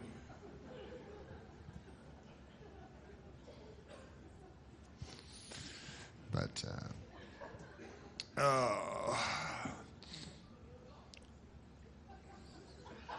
you know what? I don't like drinking because I can't drink. I go on the road so often, you know, because I'm a stand-up comic, and I'm also a dangerous drifter.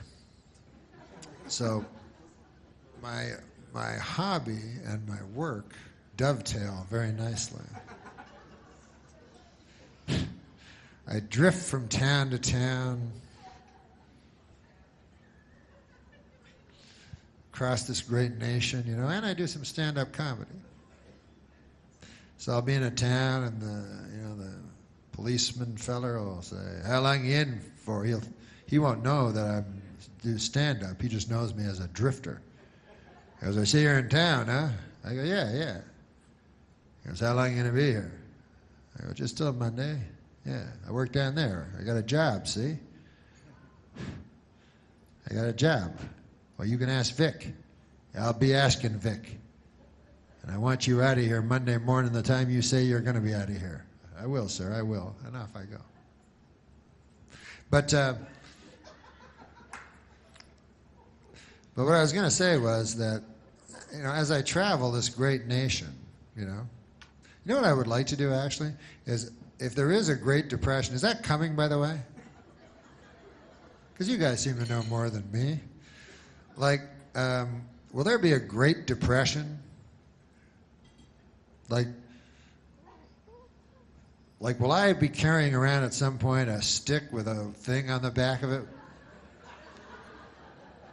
And will I be hanging around big garbage cans with fires and making hot dogs with them and sharing them with my friends and ganging together? You know, we got to gang together in case the other gangs get us.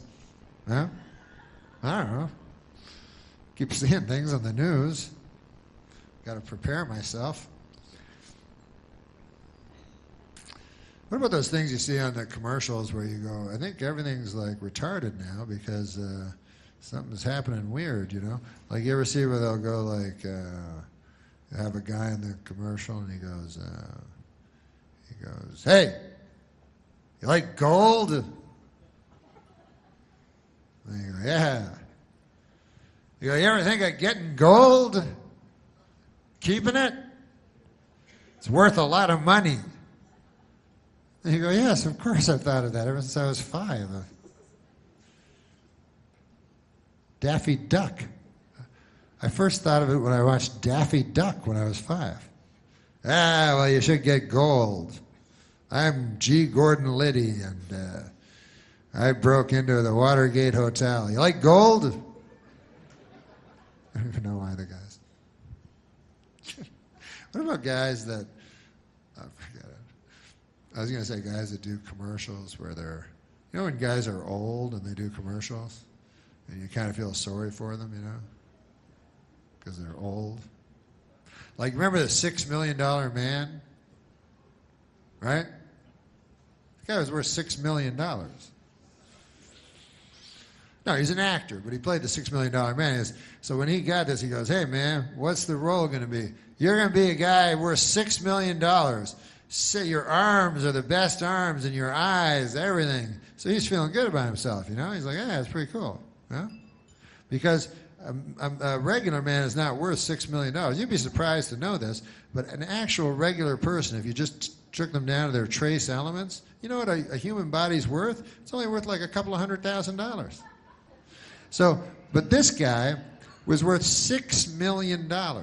So now, anyway, I seen him on the commercial. He sells the bionic ear. So this is kind of sad to me, you know, that he was at one time, you know, Hollywood $6 million man, and now he's like, "I don't hear too good. You want to buy this? The bionic ear." And of course, you get gypped because you think of the bionic ear from the show, where it was like do do do do do do do, and you could hear from a long way away. You know how you could tell the bionic man was fast, by the way? This is kind of a neat trick they did that seems very counterintuitive. But at the start of the bionic man, they'd show a collage of how powerful he was. To show how fast he ran, they would show him running in slow motion. So he'd be like this, da-da, and you go, "God damn, that guy's fast." You go, "Man, I wish I could run that fast." How does he run that fast? So I always feel sorry for those guys that have to do that. What about those guys that have to do? They get so old, they do those commercials for old guys that can't get insurance and stuff. That's a bad job. Ed McMahon had it for a while, then he died. You know, after that job, generally you die, but because they pick an actor that's going to die soon, so he can relate to that. But so now it's Alex Trebek or something, but it's always like and they're trying to get old people, really old people, to get insurance that it appears they shouldn't be entitled to, and so it's always like, hey, have you never been accepted once? Everybody decline you because you're so close to death? Anyways, we want you. I don't know why, but it's costs $2 a year, and we don't make a lot of money, I'll be honest with you. My father started the business, and he was worth $6 billion 6 years ago, and he blew it all with this ridiculous venture. Anyways, so listen, guys, in honor of the children, you know, because, hey, the children are our future, and I believe that. I don't really believe that because they told me that when I was a kid, and it didn't work out. But I will tell you a joke that a kid told me in a sick kid's hospital. He told me this joke, and he promised me to tell you. And he's going to see his Savior before I mine, probably. Who knows? But his joke is this. This is his joke. He goes, it's a funny joke, and then I'll leave you. But you guys have been great. Thank you so much. So here's the joke. The joke is this. A dog walks into a telegram office, Western Union, I'm supposing. And he didn't know. And he said, so the telegram guy goes, hey, what do you want me to write in your telegram? So the dog goes, woof, woof, woof, woof, woof, woof, woof, woof. So the guy writes it down, you see. And then he says to the dog, he goes, hey, dog, I can't help but notice here, there's only 9 words on your telegram, you know. 10 words or less, it's the same price. If you would like, I could add an extra woof, you know. And then the dog goes, but that wouldn't make any sense. Why would I?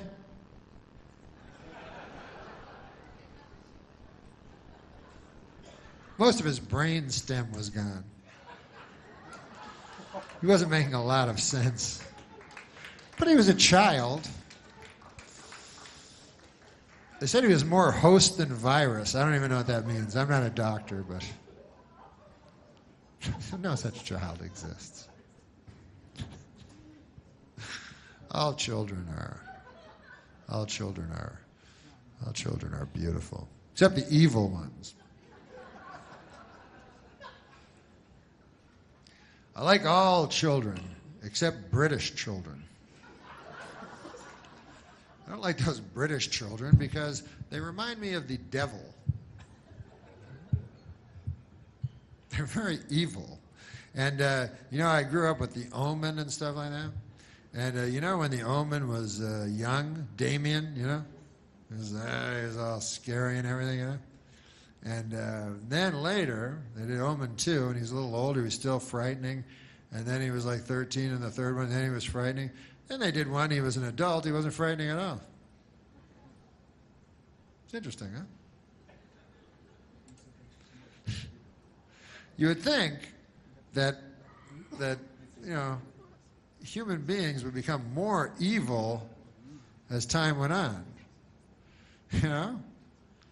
You wouldn't think that the embodiment of evil would be inside of a child. But, you know, I think that's just the celluloid pictures we get, you know. I think in reality, you know, as the scriptures say, let the children lead us, you know. So let me think if I can think of a joke. It only seems fair. Jeez, I don't know a lot of jokes.